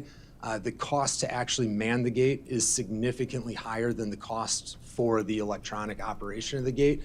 So that's not a final decision that's been made, but I think the expectation is that we would probably move forward with the electronic infrastructure to allow it to not have to hire people to man the gate. So you would put another arm in front of those They already areas that exist. Okay, understood. So it's all going to be electronic until you hand it over completely to the HOA, and it becomes a budget item for them to man it with a person. And it would be their discretion, where the idea is they would operate with like a key fob, and they could continue to operate with the key fob, or they could hire additional security and they could man it. That would be a decision for the HOA to make. Okay. I know there's probably going to be a few other questions from the council. I know that Alderman Bugg's been working closely with you and had several meetings, but I'll open it up to other members of the council. Gosh, Alderman Masiakos. Thank you, Mayor. Just so I can, I'll be honest with you, I didn't know there was a community issue here with this development until this evening, personally. How long is this I'm going to say, friction been going on between the residents and? I'll answer that. It's been since at least 2024 that I'm aware of. All right, so it's been 2 years, okay. Now, you keep talking, the attorney here for Pulte's keep talking about HOA and HOA meetings. So HOA, from what I understand, what the attorney said, has not been turned over to the residents. And so is this a full HOA meeting without the residents having a vote or a say in this, correct? Okay. That's currently how it functions. Okay. Now, just to clarify, though, all HOAs function with a board, and the board has a vote. HOAs do not operate on a democratic basis where there is a vote of members to make a decision about a gate. They operate with a board elected by members in order to make those decisions. But to better answer Alderman Masiakos' question, the current board for the HOA is not elected by the members of the community. It's effectively Pulte. There's one resident member, correct. Okay. Appointed by. I'm going to ask the crowd to let it Okay. be the council's conversation. Because I know in my hometown, in the ward, in Third Ward, there's several HOAs in there, and then there's one big umbrella. So there is some autonomy in there as well. Has there been discussion to release certain areas, and if so, to what? Well, first of all, how many? I should say this is my actual question too. What's the percentage of homes that have to be sold before the HOA gets turned over to the community? I don't know the answer to that question. Typically, we sell through the vast majority of the community before Right, but what's turning that it over. number? I don't know I don't know the total number for the community at this point in time because of how we've structured this in phases. So the answer with just 3-phase plat is different than the answer with a 4-phase plat, which is also different with a 5-phase plat. So it really is going to depend on how many homes ultimately comprise that Del Webb community. And has there been discussion, because I know you mentioned if somebody, I think the mayor said if phase 5 does not move forward, then consideration is going to happen for turning the HOA over, or is it what you said? I'm not sure. So what about turning over the HOA for some of these other initial phases? If at all possible. So has that been a discussion? Right now, no, that has not been a discussion. I don't think, I don't know that we're interested in turning the HOA over right now, but also we're funding, so the HOA runs on a shortfall. And so one of the benefits of having a developer control the HOA is that the developer is responsible for the shortfall. So the HOA budget operates in the red today, and Pulte is responsible for funding all of the shortfall. And so we've continued to do that over a number of years, and we will continue to do that while we control the association. Russ, would it be possible to get for the council the language, the legal language, whether it's between resident and HOA or resident and Pulte or whatever, that lays out the terms of when how that will be handed over and when? Absolutely. Thanks. Yeah. Thanks. It's in a legal document that's of record, and Got it. we will have that answers for you at the next meeting. Okay. Alderman Masiakos. Yep, and thank you, Mayor, for letting me just ask a few more questions. Do you have a firm commitment in regards to this electronic infrastructure that will energize the arm at this gated area, entry and exit? Commitment from whom? Pulte, in charge of the HOA. I mean, the residents. Are you asking if we have a commitment? Do we have a firm cost commitment, or are you saying time commitment? Time commitment. Okay. You're asking, is Pulte making a firm commitment about when the gate will come down? Yes, and energized. Yes, we expect that would be completed this summer. We will be hiring a contractor. We don't know who that contract. Let me back up. The association will be hiring a contractor to complete that work. We do not have any bids on that work yet. The goal is at the March Homeowners Association to authorize the HOA to go get those bids, at which point in time we have the bids and we can better understand the exact cost and the exact timeline. We believe, based on experience, that the appropriate timeline is probably sometime this summer without wanting to overpromise. Okay, so you are in the process of collecting bids in order to understand the cost acclimation, or the costs for energizing these arms and moving forward with this electronic infrastructure, from what you just told me. Is that correct? That is our commitment, yes. All right. Thank you, Mayor. Appreciate the opportunity to ask a few questions. Alderman Nunez.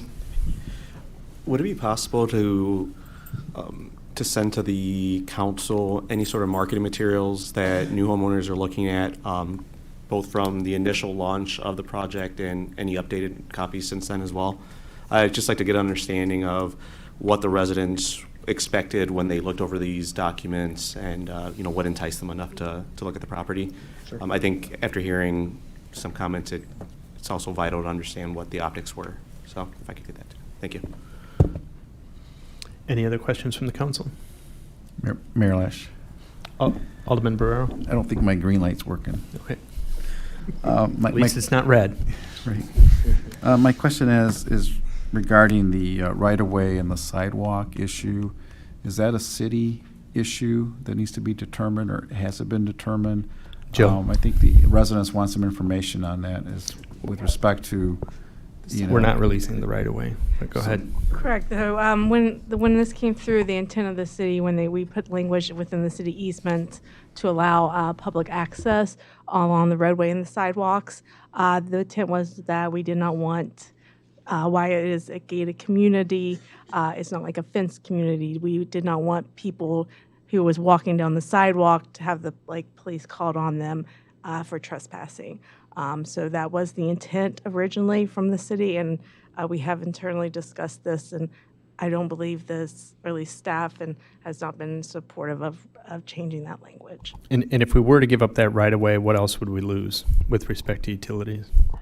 I mean, we could still, we could, I guess, word it so we retain the utility easements and just change the access easement. We would have to work with legal on some language like that. So that, I guess that's possible, but we would still lose that access. Who maintains the sidewalks?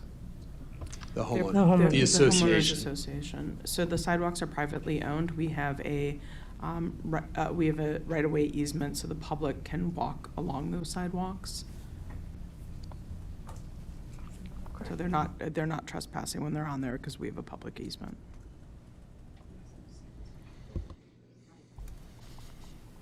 Any other questions?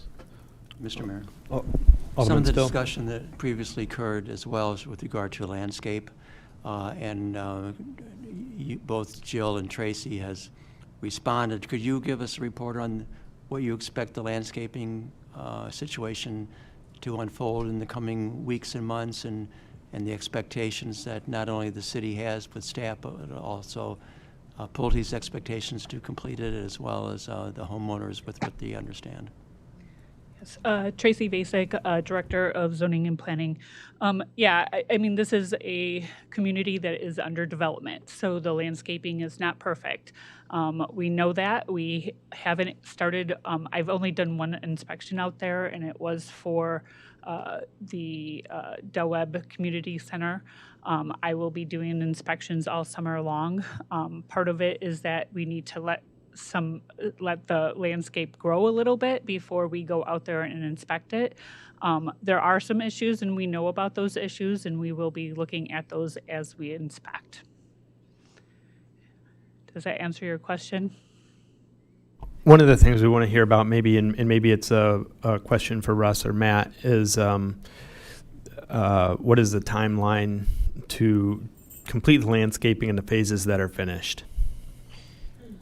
Yeah, I think, you want to go?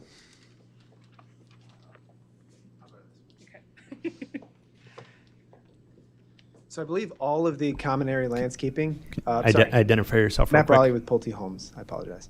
All of the common area landscaping in phases 1, 2, and 3, I believe, is installed or was installed by the end of last year. And I know there's some cleanup work to do this year. Any other questions? Yes, I know there's always tension between a development and the homeowners that are purchasing before it's completed and finished and turned over. And I think that's what we're hearing as well, is because they don't have really a voice on the homeowners association because it's not elected yet. They have the fulfillment of the Illinois Common Interest Community Act has not been fulfilled with regard to turning it over completely. It's still essentially the development is in the hands of Pulte and the developers out there. And I think that's what arises as well, is when you have a lack of accountability with regard to the developers and the association homeowners and their expectations, you have, unfortunately, this dynamic. So I think we're hearing about it because they have concerns, and some of them are, I think, legitimate enough for them to come out and speak and share their experiences and their expectations with the hope of being resolved. And so I understand you're saying the association is meeting, but there really isn't as an association because it hasn't been turned over to anybody. It's just the Developers Association, essentially. And I think that's the frustration as well. So I would urge you to have, more conversations or mailings or something and these people that are reaching out to you to kind of resolve this before it gets to this point in time where you're going into the next phase and there's still some concerns in the past. So I would hope that would occur. And some leadership be provided. Alderman Bug. Thank you. First, I want to thank the residents of Del Webb for coming out, voicing their opinions, voicing the things that they've seen as they purchased and moved into Aurora. We're glad you're here in Aurora, and we want to make you happy, and we're going to do that. And we're going to work together between the city and the builder, the developer, Del Webb, Pulte, and you as the residents. So a number of issues, I will lightning go through these. I have spoken to many of you, either through email, through text, in-person meeting, probably in the last couple weeks after I got off vacation, daily. And so, of course, you are very engaged, and we appreciate that, and you want to live in a safe and vibrant community, and we're there with you. So the first issue, of course, is the gate. We have, I hope, successfully negotiated that to a point, to that March meeting. We're going to continue to follow up on that. I had a meeting today, a phone call today about the front gate. We also talked about the back gate, which wasn't mentioned here tonight, but to give you an update on that. So the back gate, and I emailed this to some people, and I don't want to speak for Pulte, but like I said, we have these meetings and you want to be informed. So the back gate, as was mentioned in your meeting with Pulte while I was on vacation, that is not due to be built as of yet. The reason is because of the flex on partial phase 4 going to phase 5. If that gate was built and then phase 5 became Lincoln Crossing, not Lincoln Prairie, that gate would have to be moved. Who would pay for that gate to be moved? You, the residents, and it would be a high cost. So that gate is not going to be built as of yet till Del Webb makes a decision on phase 4 going into phase 5. If phase 5 will be Del Webb or if it'll be Lincoln Crossing. Now, I say that, and I talked to many different people about the back gate, because if you enter in the back gate, you have to exit somewhere, right? So we had the discussion today on how the exit will be on the Eola gate. Now, if it's a key fob, if you enter in that back gate, you won't be able to get out on Eola. You have to make a U-turn and leave. And that is my hope, that people will not cut through your division, and there will be nowhere for them to go. And in addition to that, we spoke to the police today, and currently your signage is private signage. It's very good signage at Route 30, and it says those different things on who can enter there, basically the construction people. It says if you do not reside in Del Webb, you need to go back up to the Eola gate and enter there. And hopefully, come summertime, you won't be able to enter, and that's the whole point.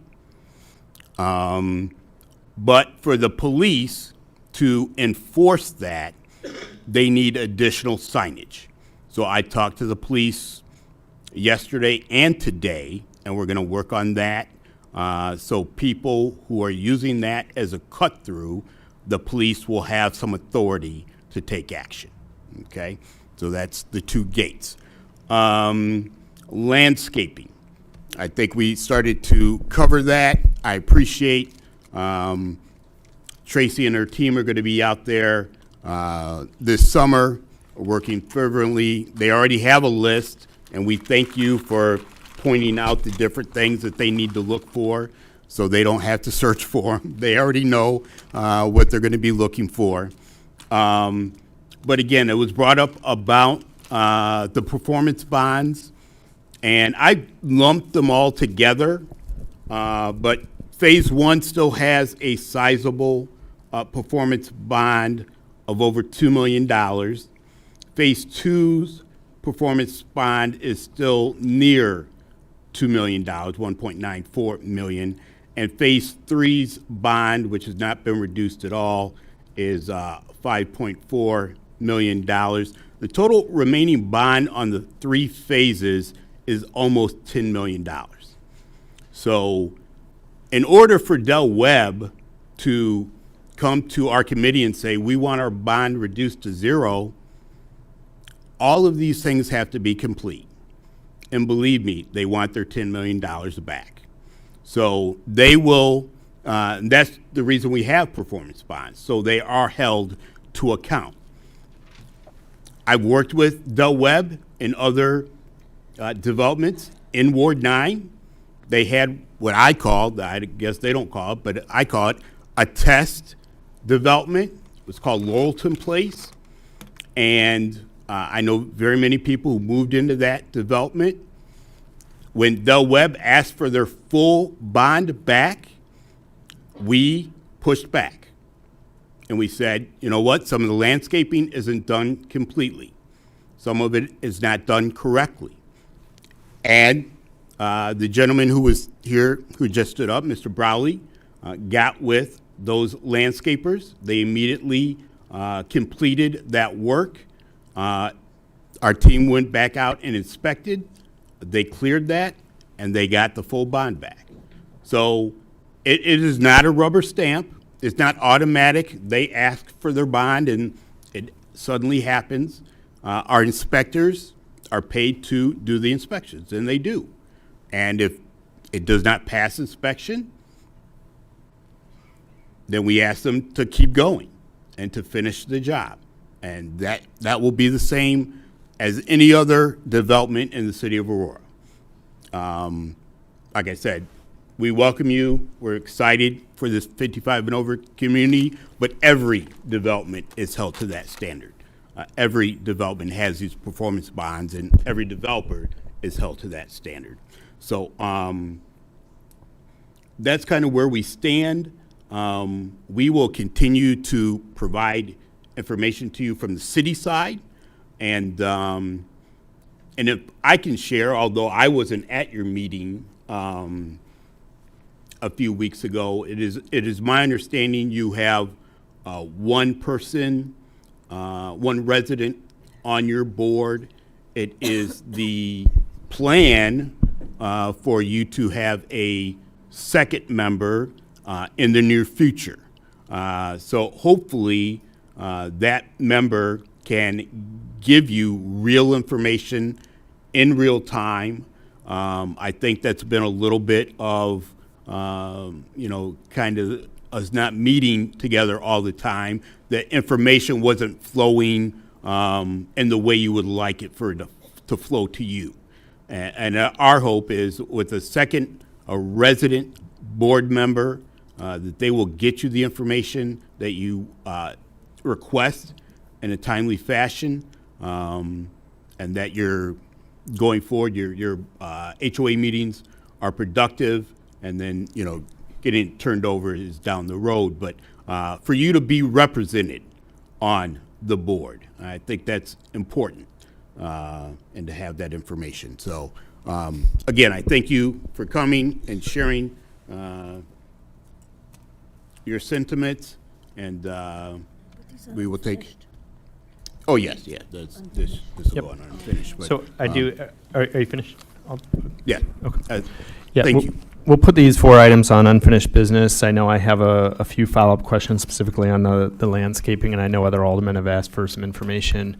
Thanks to the residents for coming out to share your thoughts, and thanks Russ and Mayor Brawley for answering questions here tonight and continuing the conversation with the residents to make sure that we can try and meet them somewhere in the middle. And that is the report from BZ&E Committee, Mayor. Okay, thank you, Chairman Seville. Next, I'll ask Temporary Chairman Alderman Bugg to give the Finance Committee report.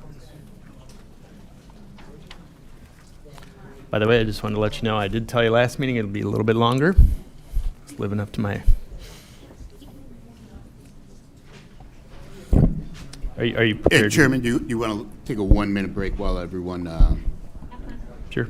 fans out? I think we won't be able to hear. Are you? Yeah, I'm going to do it, but just wait for them to leave.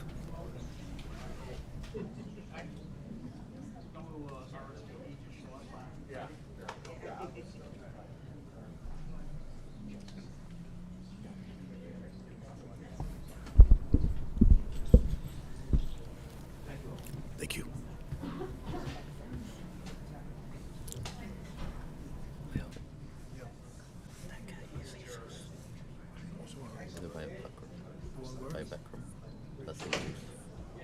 Oh, okay.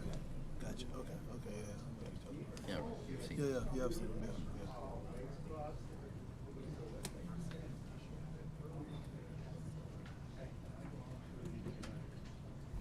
Are you ready, Alderman Bugg?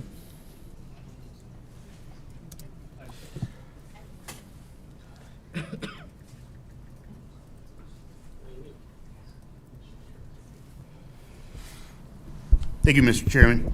Mr. Mayor, the Finance Committee met on February 12th, 2026 and reviewed the following items for your consideration. 26-0061, resolution authorizing the City of Aurora to enter into an intergovernmental agreement with the Will County that will allow the City of Aurora to host electronic recycling events. And we've had this in place in the past, and we're just re-signing this agreement with Will County to host. Questions or comments on this agenda item? Hearing none, this item will go on the consent agenda. Thank you. 26-0081, ordinance amending the Ward 6 budget for fiscal year 2026. Consent. No further questions or discussion on this item. Agenda item 260081 will go on the consent agenda. 26-0086, ordinance amending the Ward 10 budget for fiscal year 2026. Consent. Any questions or discussion? Hearing none, 260086 will go on the consent agenda. And finally, 26-0089, ordinance amending the Ward 4 budget for fiscal year 2026. Consent. Consent. And of course, all those were about safe routes to school. Instead of taking the money out of 2025, that got moved to 2026. And that concludes the report. Thank you. If there's no questions or discussion on this agenda, item 260089 will go on the consent agenda. Thank you, Chairman, or Temporary Chairman Bugg. I'll next ask Chairman Carl Franco of the PHST Committee to give the report for that committee. Thank you. Public Health, Safety, and Transportation Committee met on February 10, 2026, and reviewed the following items. 25-1007, a resolution authorizing Director of Purchasing or her designee to pay invoice number S0035939 to Wabansie Community College in the amount of $22,058.29 for emergency medical technician paramedic education. This is a mandatory class, and the amount exceeded the $50K threshold, hence the request for the additional funds. Any questions or discussion on this agenda item? If there's no further questions, 251007 will be added to the consent agenda. Next is 25-1034, resolution authorizing the city to approve a resolution authorizing the city to enter into a memorandum of understanding with the DuPage County Department of Community Services to formalize a partnership for ensuring a central access point for providing basic health and human services for Aurora residents living in DuPage County. This will allow DuPage County and the city to share resources with no cost. Any questions or Consent. discussion on this agenda item? Hearing none, 251034 will be added to the consent agenda. And if I'll just end with this, also under new business, as we talked about earlier, are items from community services that our committee could not address, since 3 of our committee members had to recuse themselves in discussion to associations with various nonprofits. So we will be moving forward with that, but that's why we couldn't get it through on this particular committee. And that concludes the report from the PHST committee. Thank you, Chairman Franco. Next, I'll ask Chairwoman Wani Garza to give the IT committee report. Thank you, Mayor. We met on February 9. The first item is 26-0007, a resolution to adopt unit price submitted by Utility Dynamic Corporation of Oswego, Illinois for 2026 electrical services. Any questions or discussion on this Consent. agenda item? Hearing none, 260007 will be added to the consent agenda. Next item, 26-0023, a resolution authorizing the Director of Purchasing to execute a 3-year contract with M.E. Simpson Company, Inc. to the amount of $267,225 for the water system leak detection services. Consent. Any questions or discussion? Hearing none, 260023 will be added to the consent agenda.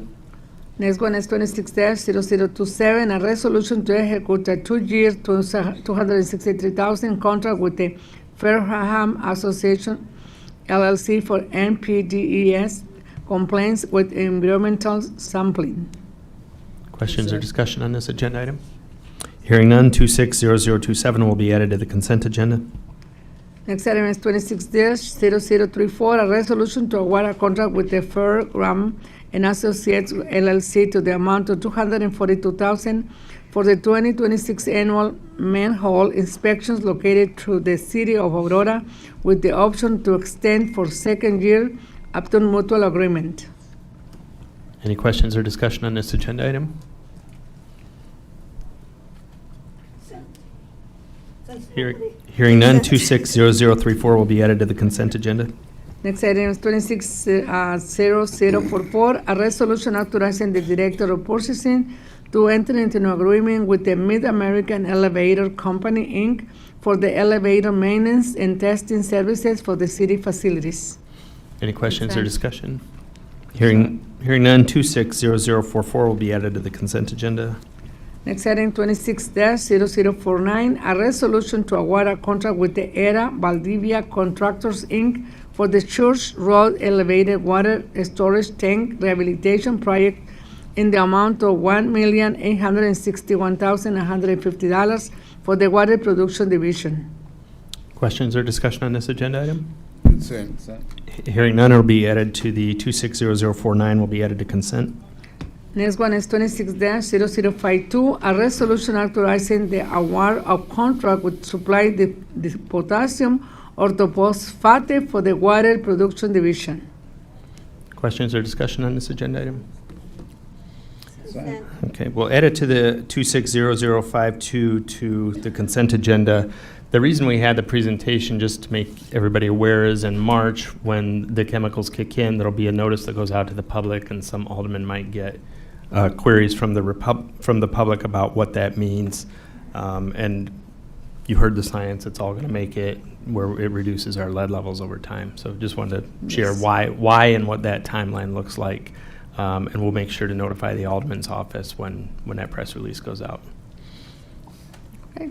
Next item, 26-0069, a resolution to enter into an agreement with the Hoyer Construction, Inc. to the amount of $460,535 for the 2026 Sur televising and now an annual contract. Questions or discussion on this agenda item? Hearing none, 260069 will be added to consent agenda. Next one is 26-0071, a resolution authorizing the execution of the engineering services contract with the Thomas Engineering Group, LLC of Aurora, in amount not to exceed $168,890 to design a sound wall to replace the existing wooden fence along Orchard Road. Consent. Questions or discussions on this agenda item? Hearing none, 260071 will be added to the consent agenda. Next item, 26-0084, a resolution authorizing the Director of Purchasing to execute a contract with the Interiors for Business in the amount of $307,000 for furnishing a River Edge Park. Questions or discussions on this agenda item? Hearing none, 260084 will be added to the consent agenda. And we conclude the meeting, Mayor. Thank you, Chairwoman Garza. Next, I will ask Chairman Ed Bugg to give the RAP committee report. Thank you, Mr. Mayor. The Rules Administration Procedure Committee met on February 3rd, 2026, and reviewed the following items for your consideration. Or actually, this is for information only. 26-0073, discussion on the Civilian Review Board. We are going to be reviewing some new appointments to that board, but we took a look at the map of the Civilian Review Board. If you remember, and for our new council members, the Civilian Review Board is divided up into 3 sections of the city, and those members on the board have to be from so many members from each section of the city. So, are you passing out the map? If the council wants a Okay. presentation, we can give it. If It's brief. It's brief. Okay. Yeah, it's very brief if you want it. Take it away, Nick. Sure. It's 3 slides. Good evening, good evening, Council. Nicholas Richard Thompson, Deputy Chief of Staff. I also passed out a map. I know it's small, just so that you can see it. To build upon what Alderman Bug was saying, yes, the CRB is composition. Based upon the ordinance, it is the portion of the city located in Kane County, west of the Fox River, the portion of the city located in Kane County, east of the Fox River or in Kendall County, and that portion of the city located in DuPage County or in Will County. Currently, if you look at the map, it shows kind of the current composition of which counties and which wards are represented. There are a total of 9 spots on the CRB, the Civilian Review Board, with 3 vacancies.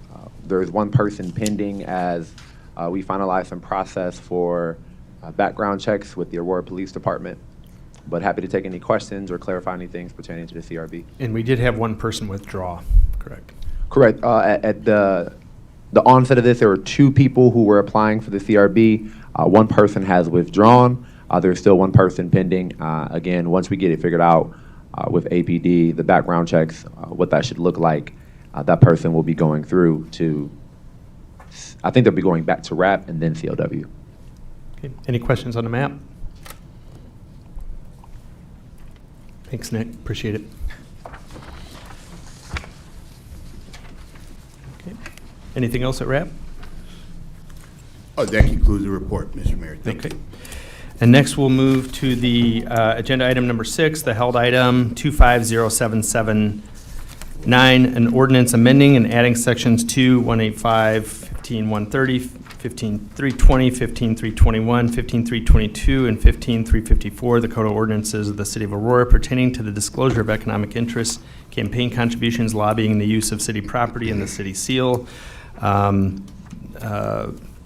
The chief of staff lost her mother over the weekend, so we're going to have Mayor, I would like to corporate counsel. Put this item on hold for 2 more weeks. Second. I still want to put it on hold for 2 more weeks. Do you want to make a motion? Do you want to make a motion to hold the item? I just did, and he seconded it. Okay. Discussion on the motion to table this item. I don't have to have discussion when I make a motion to hold for 2 weeks. You just have to have a second. Are you sending it back to RAP? No, just hold it here for 2 weeks. Then if you're holding it here for 2 weeks, then we need to make a motion and vote. If you're No. invoking the rule of 2, then it goes back to RAP. Okay, well then I'll invoke the rule of 2, then I'll go back to RAP. That's not what I wanted it to do. I wanted it to stay here. But if that's what it takes to hold it, then that's fine. Well, if you'd like to make the motion a second, see how the vote goes, that might achieve what you're trying to achieve. I feel like we have delayed this for so long and so many times, and nobody's given any reason. And now I'm asking as an alderman to delay it for 2 more weeks. I think that that's an okay thing to do. And I believe that I don't have to make a motion. I believe I have the right to hold it and have a second, and whether it goes back to RAP or stays here, it doesn't matter. I want it held for 2 weeks, and I've already gotten a second. All right, why don't we go through the vote process then? No, because what if it fails? Are you taking away my right to hold it? I don't think there's a legal process. You know what? Then you can send it back. So You can do both. You can send it back to Sí, lo hemos hecho siempre. Okay. Can I ask a question? Alderman Franco. So we're, How do we hold it before without a vote? Didn't we hold it before without a vote? we did. We've held it for 3 months without a vote. If we held it before without a vote, why would we need a vote now? Did something change in the Illinois statutes that we're missing here? I don't understand why one we do and one we don't. So if that could be explained, that might help us out. I don't know why that would be. First of all, I want to say I don't have a problem holding it and presenting it in 2 weeks. I just want to see how the rest of the council felt. Okay. The holding it without a vote before was holding it from the chair and no one objected. So it would be holding by consent. If someone had an objection to it, then. So you're saying that the chair has different rules than the rest of us? Because if she holds it and he seconds it, historically, we're done. It's done. And we hold it. Yeah. So we did it last time, and we didn't vote. So I'm just trying to figure out why. I didn't know there was a differentiation. Maybe there is, So but maybe I was not aware of that. If there's consent, so we can do it by, anything, we can do it by consent. So if there's no objection to holding it 2 weeks, if no one has any objection to it, that's fine. We can we can hold it for 2 weeks.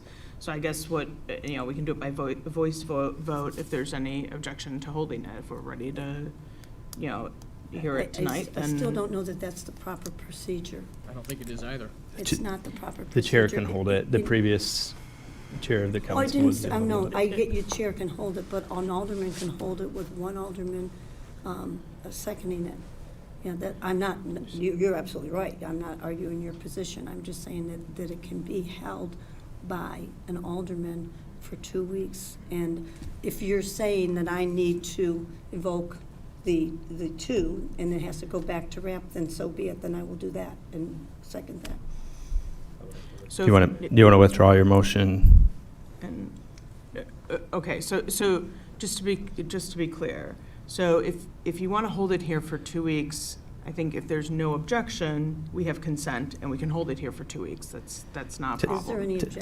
Tell you what I'll So- do as the chair, I'll offer to hold the item here. Thank you. And we can carry out with the chief of staff presenting in 2 weeks. I don't have any rush to get this through. We have plenty of time. Thank This you. is not.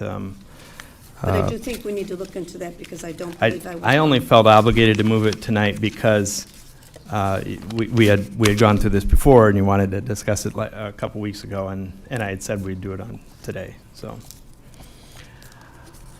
Mr. Mayor? Chairman Bug. Yeah, I don't have a problem sharing some of the answers to your question. So, unfortunately, we're in the same quandary that we were in 2 weeks ago. So, unfortunately, we had an administrator have someone pass away 2 weeks ago. Our administrator had to leave because of the exact same reason. No, 2 weeks ago, the mayor put it on hold for an unknown reason. Because And then 2 weeks chief of before staff, that, it was put on hold. because the chief of staff had left and was not at this meeting. And she left because there was a sickness in her family. So if you didn't know, now you know. So, why don't we'll hold the item here unless there's an objection from the council and move to new business. I know we have some items that could Thank go you, lengthy Mayor. on this. Okay. First item, I know I'm going to pull out the recusal sheet. I'll ask the clerk to please read it, and if the Alderman Nuez, this is, okay. Oh. Sure. Oh, The clerk's made a good point that we could move to the appointments of 260094, 95, and 96. So those people that are waiting for their appointment to move forward to the next step can leave for the evening. So why don't we go to agenda item 260094, resolution approving the appointment of Michelle Clark as Chief Human Resource Officer. So moved. Second. To add this agenda item to consent. Okay. Any questions, discussion? Hearing none, 260094 will be added to the consent The agenda. only question is what took so long? Passing the budget. Agenda item 260095, a resolution approving the appointment of Theodore Van de Sample as Emergency Management Coordinator. Consent. Any questions or discussion? Hearing none, 260095 will be added to the consent agenda. Mr. Mayor, can you have him stand? Pardon? Can you have him stand? Sorry. Can you have him stand? Abstain. No, stand. Oh, Stand. sure. We'll recognize all three here. Sorry. And then a resolution approving the appointment of Jesua Alcaraz as Director of Property Standards. Consent. Okay. So agenda items 260096, 95, and 94 will all move to the consent agenda. You'll be recognized at the city council meeting, but if any members of the council and the public like to acknowledge, let's give all three, Michelle Clark, Theodore, and Jesua, a round of applause. You're almost there. Okay, now, and if you wanted to leave for the evening, you're welcome to, unless you have an agenda item on here. Next, we'll move to next under new business 260065, a resolution authorizing the approval of 2026 annual action plan and substantial amendment 2026 number 1. Mayor? Yeah. I'd like to recuse myself from this item, but prior to recusing, can I make a statement about my stance on the board? Am I allowed to do that legally? You can't participate in discussion if you're... I will absolutely recuse myself. I'll catch you guys later. If you want to give a reason as to why you're recusing yourself, you can do that.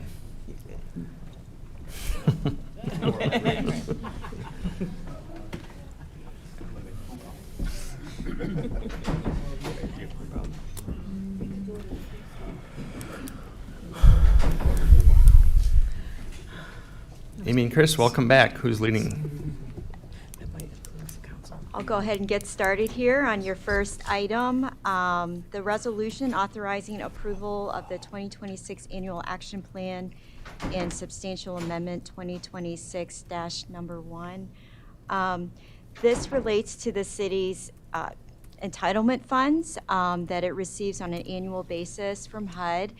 You may recall I mentioned just the different pots of funding that come through HUD. Home and CDBG are the two programs.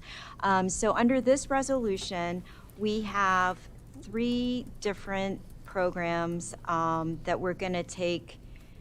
Just give you a quick overview on the applications that were received, the regulatory thresholds, and then we'll be available, of course, to answer any questions you may have. I did want to just note that in the memo, there was a list of the applicants as well as just details about their projects. And so if you have specific questions, definitely feel free to let us know. We won't go through each application. There would be 85 of them tonight. So with that, I'll go ahead and just quickly give an overview. And we had some slides here I think that might be helpful. There we go. Let's see. Apologies here. Let me get to the CDBG slide will be the first one.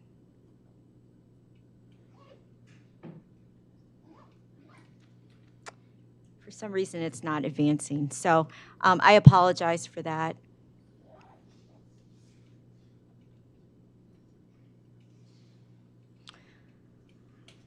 I'll just give a brief overview. The allocation here, and again, I apologize, the slide isn't up there for your view.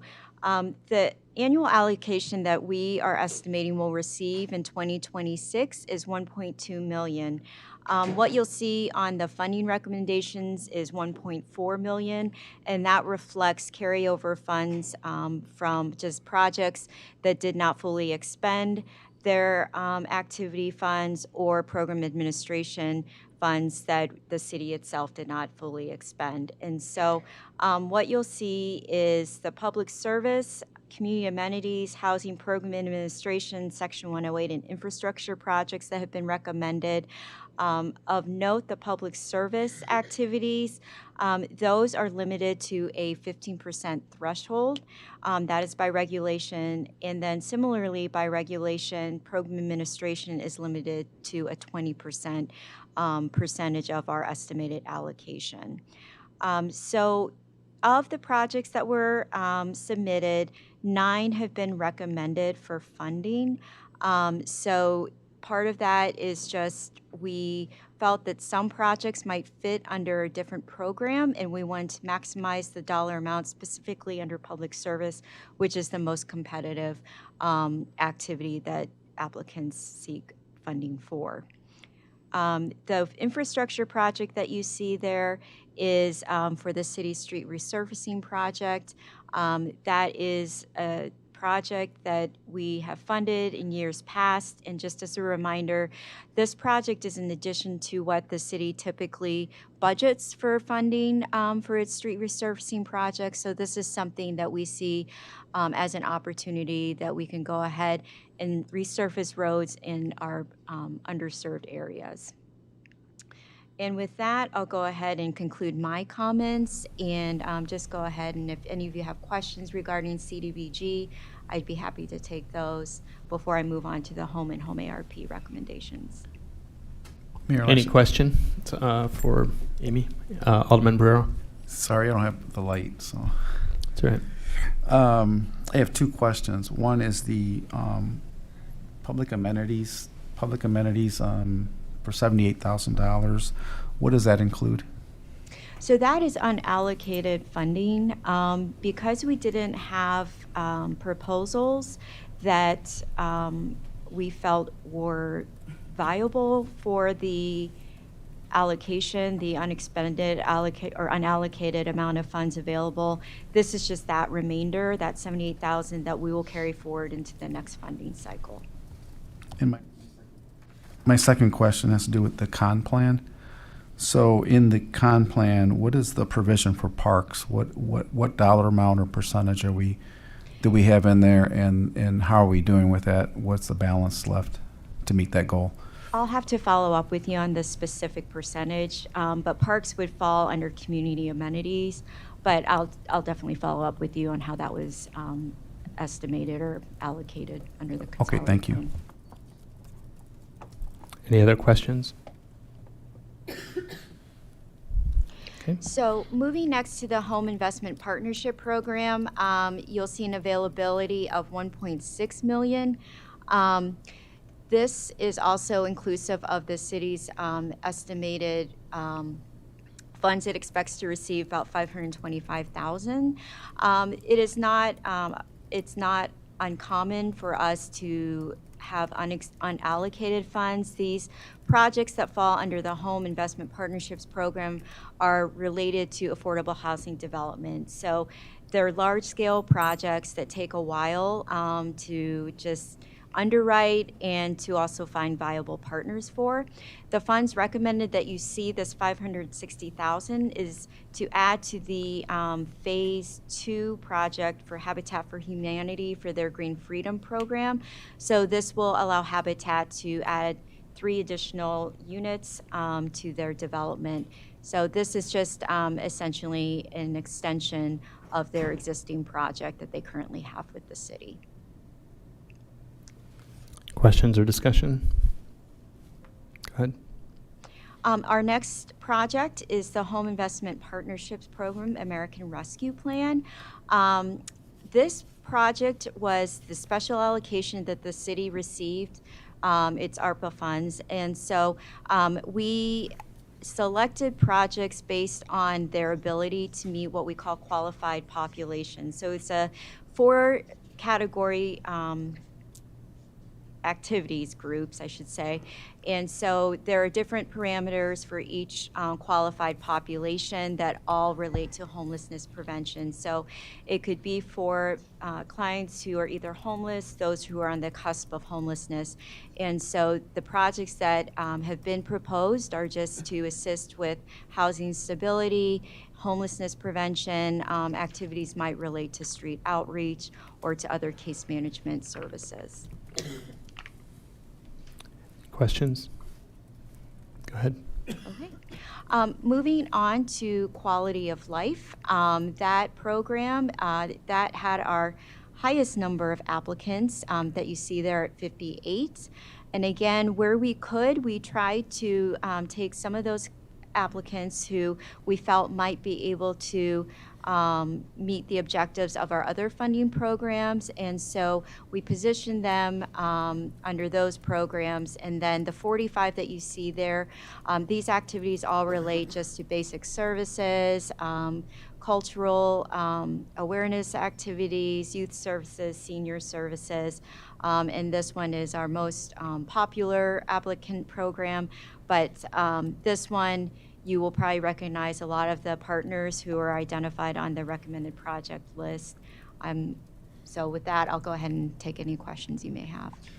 And if I might be able to jump in, Chris Corona, Director of Community Services. So now might be a good time to take any final questions regarding the federal programs that we talked about.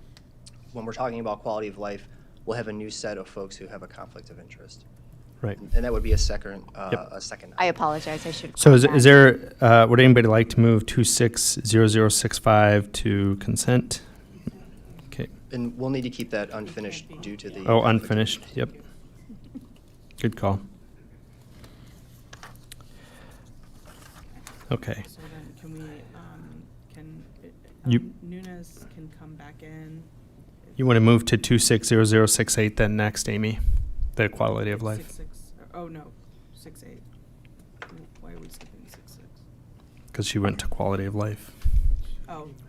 Yeah, I apologize. The order there is different than what the order is on the agenda item number. So it's, yes, it is the -0068 resolution. Okay, and then we'll go back to 6-6. So do you want to do 6-8 next? Is that what you're?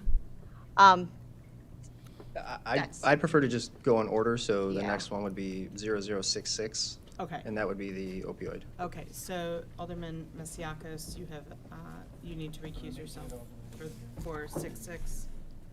And Alderman Nunez will come back. Alderman Nunes, yeah, you can come back, sorry. We have to play a little musical chairs here.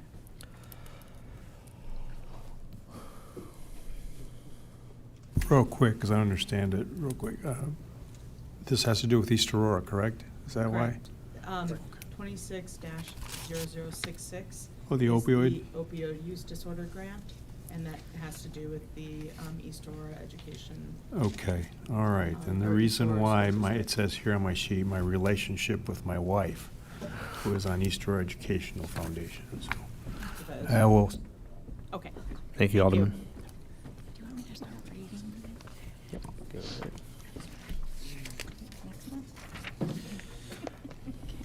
260066, a resolution approving the 2026 opioid use disorder grants in the amount of $203,000. And let the record reflect that Alderman Nunez has returned and Alderman Masiakos has left the council chambers for this agenda item. Good evening, members of council. Again, it's a new item, so I'll introduce myself. Chris Regona, Director of Community Services. So Amy provided a brief overview earlier tonight in new business. I'm happy to answer any additional questions. Of note, this is coming from state settlement funds. To date, we've received nearly $1 million. This will be the second offering of these grant funds. To just give you a little overview of what we funded in the past, there are 12 different very broad categories that we can fund. So we have funded outreach, education and diversion, education for benefits for treatment, prevention in 2 schools, street outreach via recovery, and then outreach again for education. So we should continue to receive these dollars over the next several years. The percentage that's available that will be coming to the city is still unknown. So we are continuing to receive funds roughly every quarter or so we can continue to provide updates as additional dollars are received. I have a question on this one. Alderwoman Smith. Trying to follow you all the way through here, but it's hard to keep up with it from what we're looking at to what you're saying. My question is, per state legal services, why was there a 0 recommendation to them? Certainly. So one of the main priorities for our opioid funds is we wanted to make sure that these programs were already in place. What Prairie State presented to us was a brand new idea. They also applied in multiple other areas of our grant requests, and we felt the funds would go better to their other opportunities. So when I was looking through, I saw a few zeros for them. So there is somewhere within this grant program, there was some funding to them? Certainly. It'll be Yeah, 'cause coming up. They're a great organization that does a lot of good things for low-income. Certainly. We've people. funded Prairie State, I think, every year that I've been here Yeah, for the that's last what I thought. 8 years. There have been a few years where we've reduced their award, and that's because they had leftover funding from the previous year. So once we get to the, I believe, Affordable Housing Solutions item, Okay. that's where Prairie State is going to Thank be you, falling. thank you, Chris. Any other questions? Mr. Mayor. Mr. Mayor. Alderwoman Bade? Chris, is there any money allocated for rehabilitation for opioid? So specifically for treatment, most of the folks that we're assisting are going to be sort of education and access to treatment. A lot of folks don't know what they don't know. Sometimes it's educating different family members on what options are available. Oftentimes, cost is an issue. So just for example, Serenity House, who we funded in the past, they're kind of the leading experts in helping folks who maybe don't have access to the funds for some of the more expensive places, to give them a list of where treatment facilities exist. That is something we could fund. No one has applied for that specifically in our last 2 offerings. And all these funds will be for Aurora residents? Yes, so in this instance, we're targeting 100% Aurora residents. You know, there is going to be tracking pretty close to what we do for all of our federal funds. So we'll be getting quarterly progress reports. We're going to be tracking, you know, what they're spending their money on. We're going to be getting their timesheets, you know, doing some spot check monitoring, potentially on site. So we're going to be, you know, rigorously reviewing these dollars over the next several years or so. And one of those components is tracking the persons that they're serving. Thank you. Any other questions? Okay, go ahead. So if there's no other questions, this one would have to be remain undecided or unfinished. Okay. Okay, everyone can. So 0066 is also an unfinished. We'll ask Alderman Mesiacos to return to the council chambers. The next item, 0067, I believe everybody's in the clear on, and the whole council can participate in this discussion. Okay, and that's the, I don't know if John wants to read it, but that's the. I could certainly read it. She wants You're to gonna go read back. it? Oh, she wants to read it, okay. One of my Just wanna make primary sure we're all on the duties. same page, okay? Yes. 260067, a resolution approving project recommendations funded from year 2 of the Aurora Affordable Housing Fund in the amount of $550,000. Who has this, Chris or Amy? I'm happy to take it. Good evening, members of City Council. Once again, Chris Regona, Director of Community Services. As we mentioned in the previous 2 items, Amy provided a brief overview on how we, you know, we took these 85 applications and tried to slot them in where they'd be their best fit. The Affordable Housing Solutions Fund was one of our 9 recommendations that came out of our affordable housing plan. This would be the second year we're offering dollars for that. This year we're targeting infill housing and education as our sort of 2 leading recommendations we're looking to fund. Last year we focused more on down payment assistance. I'm happy to answer any questions that you might have on the applications that were received. Any questions from the council? Alderman Mesiacos? Yes, thank you, Mayor. Do we have an allocation by ward yet on those applications, those requests? When you say applications by ward, can you expand? I thought I heard you say that you've had already a preliminary list of applications for, you said housing infill, correct? Oh, correct. So for the housing infill, we're looking to partner with the Neighbor Project. Okay. This is one of those items where it's approved by City Council, and then we'll come back with a full redevelopment agreement. So you would be seeing the sites that we've vetted, what we're looking to do on those sites, and then you would vote on that. Similar to when Amy talked about the Habitat Green Freedom, this is a set-aside that we're offering to them. We would then come back to City Council for a full redevelopment agreement outlining the terms.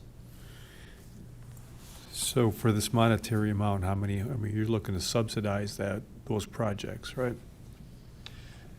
So we are looking into that. It's going to depend on the size of the home as well as some of the components that are put into the home.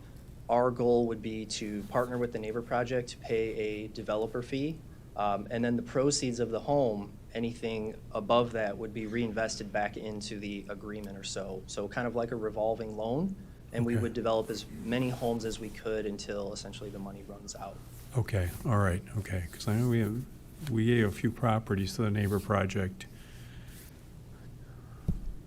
when I first came on board under the Wisner administration, and I think they own a couple of those lots right now. Mhm. At least Yeah, they have one. a few properties. I think a few were donated through IDA, through the Blight Reduction Program as well. So as of right now, this is a set aside to conduct further underwriting. So we would come back with Sure. more details, Sure. hopefully in the next several months. All right, thank you so much. In my conversations with the Neighbor Project, they've got several lots. It takes them usually a while to piece together some of the funding for some of those opportunities, and they've got some underway. And as Chris said, when they get closer on, This will give them a good opportunity to start developing some of these empty lots. 'Cause we took some properties, we also tore down some lots, and we have some empty lots across citywide, not just my ward. But I know at least one, if not two locations that they have properties that be great to see an infill project for a residential unit, or I should say a residential home. Finally moving forward, it's been at least 10 years, if not 11 at this point. Certainly, and the goal would be to, sell these to a first-time home buyer, and then the property would go back on the tax rolls. Sure, And sure, that's the plan. yeah, exactly. Thanks so much. thanks. Any other questions on this agenda item? Go ahead, Chris. So if there's no additional questions on this item, this one could be placed on consent. We could keep it on unfinished just to go with the other 4 items since they're all kind of linked together. I would leave that up to the council. We have what consent? Do you want to put it on unfinished for? It would.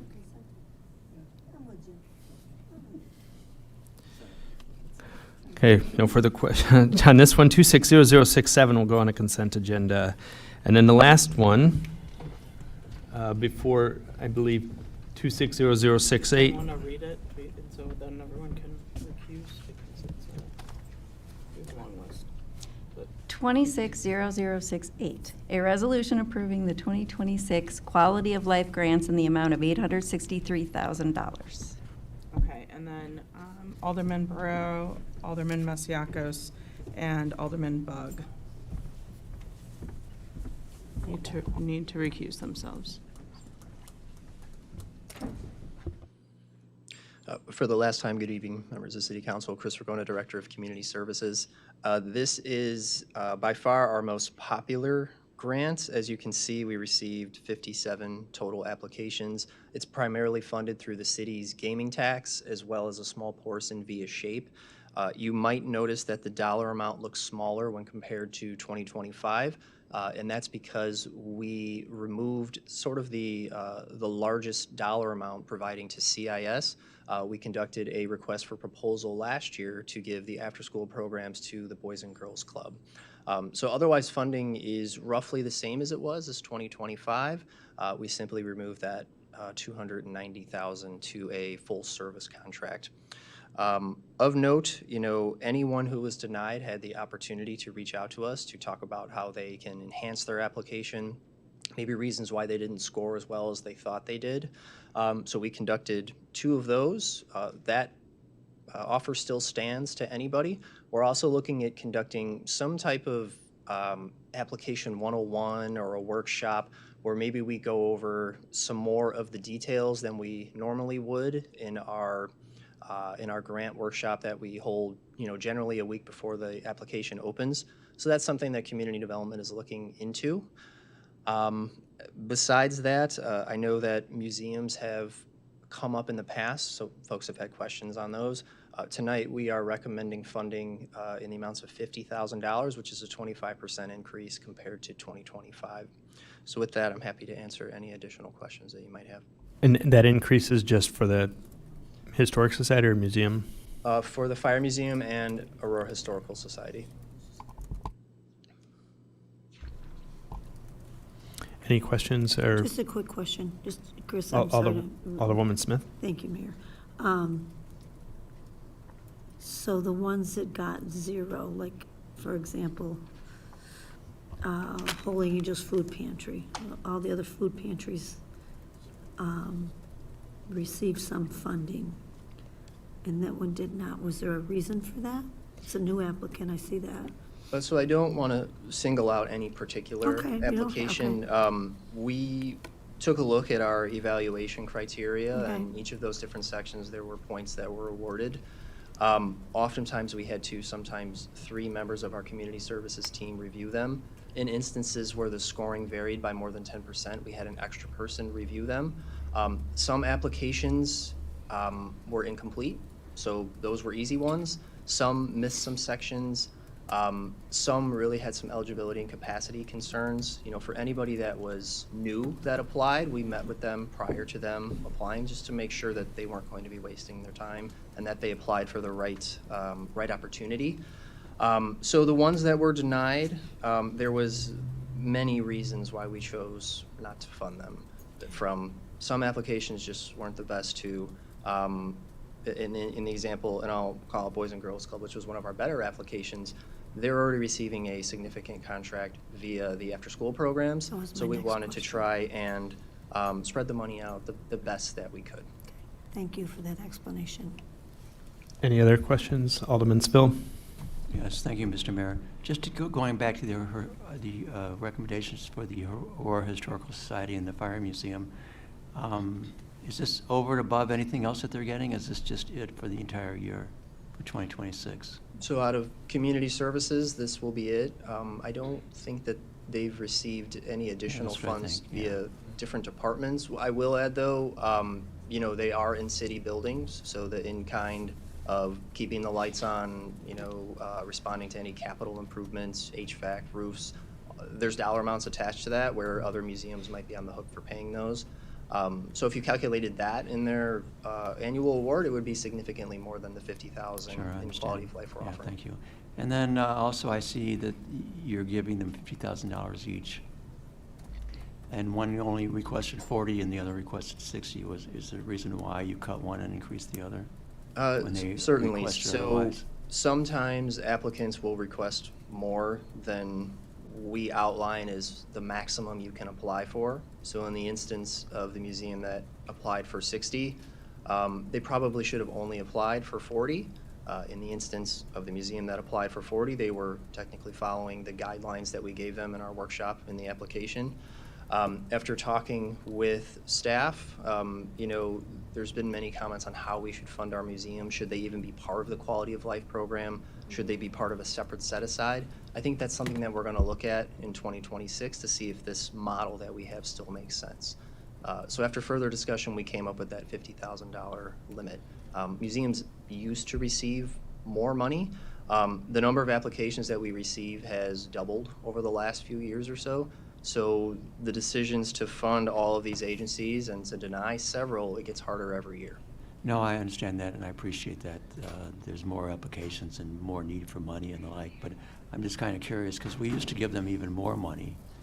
We used to give them 6 figures, the Aurora Society. Certainly. Back in 2009, I think they were receiving triple of what they used to receive now. Certainly. I mean, it's just, in terms of, you know, being amusing, you gave the Fire Museum $10,000 more, and they didn't ask it for it, so that was a nice bump for them. So I'm just kind of curious the logical rationale for it. I still think, you know, ultimately it'd be good to get them more money down the road, but this is a good step in the right direction, I think. So. I think it was the Historic Society that asked for 40 and got 50, and then the Fire Museum asked for 60 and got 50. Yeah.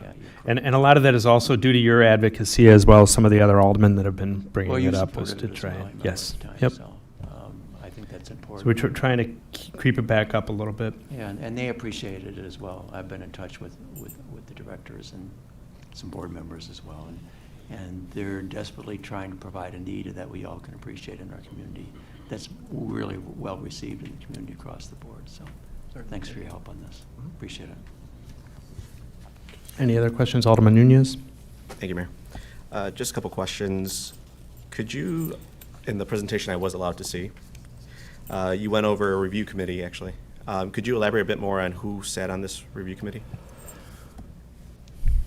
Sure. At the staff level, it was comprised of all the staff in the Community Development Division, and then staff also within the Community Services Department, of which we have several different divisions, including Senior Services, Youth Services, Innovation, and the GAR in Public Art. And so what we did was we asked members with their particular specialty areas to participate in the review process, and along with our team of Community Development Division staff.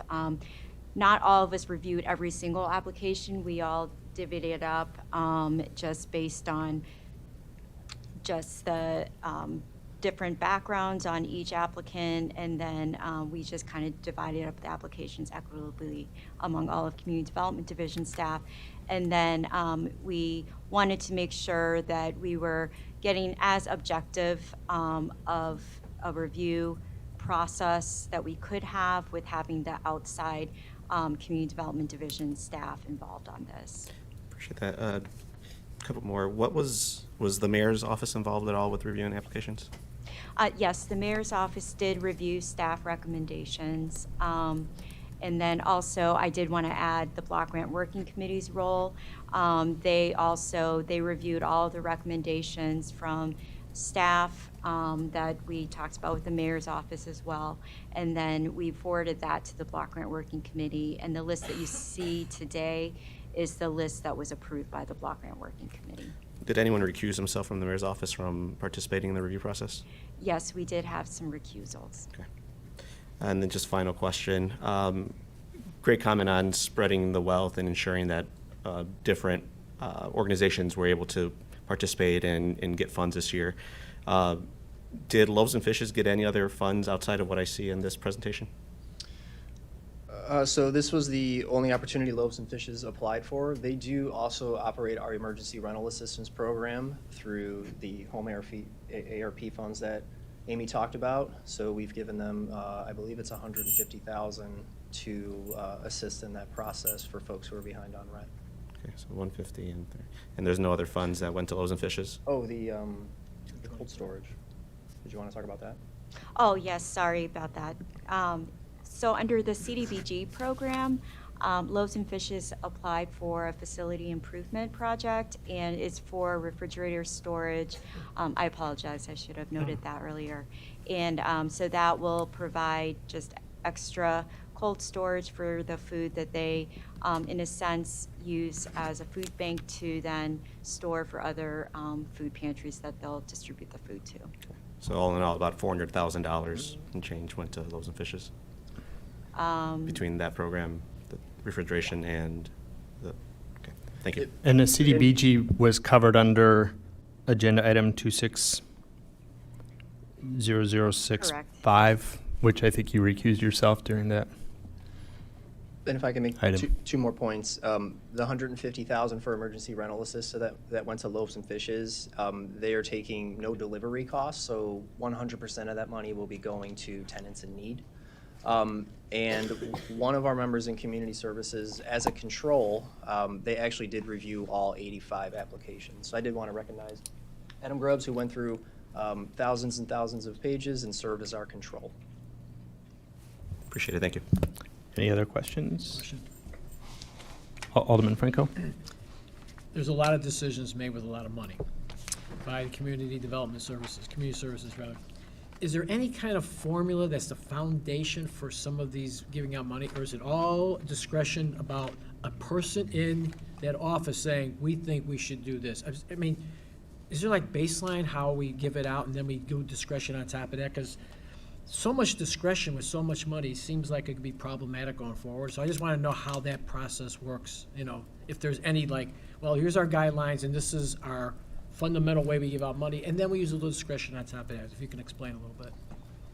Certainly. So I think there's multiple tiers in our process. Amy talked about a lot of those plans that we fall back on. So our consolidated plan, our homelessness strategy, senior listening sessions would determine our gap analysis.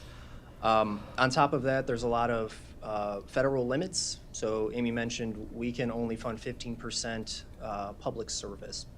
After that, we can't go on top of that. We set aside 20% for our administration costs to run community development. In the home ARP land, there are only certain activities that we can fund. Same thing with our opioid opportunity. The most discretion that we have is going to be in our quality of life program, which is 100% funded through the city via gaming tax and a small portion via SHAPE. So that's where we have the discretion. We have 8 broad categories. We look at an estimate of how many applications we're going to get. That's how we set our caps. Each one of our opportunities has a different cap. So for CDBG, we offer $50,000 for public service, and then all the way up to $500,000 for capital. For home, we really have no cap because it's for gap financing for affordable housing. Sometimes a developer needs $200,000, sometimes they need $1 million in order to make a much larger deal work. With quality of life, we chose to increase our maximum award from $35,000 to $40,000. It just felt with the costs associated with running a nonprofit, every dollar is going a little bit less every year. And then for the opioid, we were relying on those 12 broad categories. We looked at the money we felt that we had available and established criteria there. So there's a mix of relying on goals and objectives that we've outlined in our many plans. Federal thresholds for percentages of different opportunities we can fund, and then that's where the discretion kind of comes in, is how can we slot all of these opportunities together through these 6 different funding. Well, it's good to know that you that you have some metrics and some guardrails, and not everything's discretion. I kind of knew that, but I just want to hear that because I think it's important. It says, yeah, I like this baseball league better than that baseball league, or this. It's not really like that. It's a little bit different because there are some parameters that you have to stay within. So I appreciate that. The other criteria that we want to add after discussion with community services is looking at executive salaries. Some of these nonprofits are paying their executives over $200,000 a year, which is great, but there's also nonprofits that are scraping by and have part-time employees and are still doing a lot of work in the community, and I just feel like we need to weigh that in as far as needs-based to make sure that the majority of the dollars that the city's contributed are going to the people that are getting served and not necessarily to a high-paid executive salary. So they're going to add that to the criteria next year. And I don't mind being 100% transparent. The only item I think that I've asked adjustment on was the museums when it came up to the 3rd floor. We had a lengthy late night discussion between what we were doing with Habitat for Humanity and the Neighbor Project that are doing similar work, and one got a majority of funds, and I understood why they appropriated each and didn't make any changes there. But for full transparency, that's really about all that altered in there and kind of what we're looking at doing going forward. I was also going to add that some of the review criteria that we include that would be more objective in nature, if you want to say, is we look at the percentage of funds that are leveraged on a project. We look at the amount of benefit that it will have for our residents. And so on our applications, all of the applicants have to list out what their current year outcomes are and then what the projected outcomes are. And then we just look at the numbers of Aurora residents that will be served through their specific programs. Some agencies have Aurora-only services, whereas others serve, for good reasons, serve the region. And then how we determine the funding amounts, like, for example, in the instance of the Loaves and Fishes cold storage, we have them prorated based on the number of Aurora's residents served. So just wanted to also add that. One more Alderwoman Smith? Yeah, Chris, just one more question for you, and if you can't answer it specifically for one person or one area. On the quality of life, the Aurora Interfaith Food Pantry, 2025 was $16,500, and 2026 was $38,250. It's a big difference of ask. Certainly. So they requested $38,000. We are recommending $33,000. Right. My question was the big jump from 2025 to 2026. Certainly. So many applicants improve on their application annually. Some reach out to us. We offer broad guidance. We're not going to tell them exactly how to answer a question. So in this instance, they jumped ahead of many, and others might have taken small steps back. So, you know, the jockeying of where everyone ranks every year is a little bit different. That's probably one of the biggest ones if we're looking down our list here. Most see a difference of you know, $1,000 to $5,000 or so, but there are a few that take some big leaps. Sometimes when you see bigger leaps, they're changing their activity. So they're instead of just spending, you know, general dollars, they're doing something completely different, which oftentimes scores better. Sometimes they're looking at the answers that they've given us. Maybe they made mistakes in the past. Maybe they're leveraging a few extra dollars. So it's hard to say specifically on this one. I'd have to compare the applications from year to year. But in this instance, you know, 33,000 is one of the higher dollar amounts that we gave, so they were probably in the top 10 in our tier 1. When you say jockeying, what do you mean? Because I don't take that as being a positive when you're looking at all these different, because everybody should be just, you've got your criteria that you have to look at, but. Yeah, so maybe jockeying wasn't the best way of explaining it, but every year you're going to see folks who continually apply to us every year. They're going to move either slightly up, slightly down, stay the same, significantly up, or significantly down. So we see more people, I guess, moving slightly up. We don't see a lot of folks who are going to move significantly down from, you know, maybe one of the top 10 applications that we see. So they're able to justify that big difference in they ask from one year to another. So we do look at it from 2026 and moving on. We don't say, well, you know, they got X dollar last year, so we should try and fund them really close to this. We compare them to all the other applications that were received. You know, we do look at past performance, but besides that, we're really looking at all the applications together for this year and not looking at the past awards. Thank you. Any other questions from the council? Okay, this item will go on unfinished. Thank you both for putting in a long night. Thank you. And if there's other questions from the council on the individual awards, why, you can certainly write third floor, and we'll forward those to community services. This concludes new business. Moving to number 8, there's no reason for a closed session. So if there's a motion, oh, yep, we can bring the others back in, sure. We can just adjourn without them.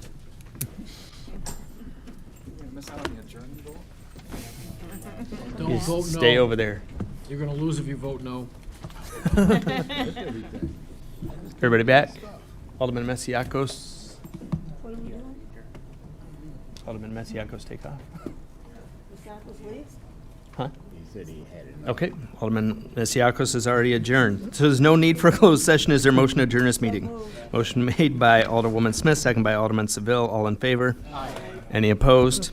Motion carries. The meeting is adjourned at 7:49 p.m.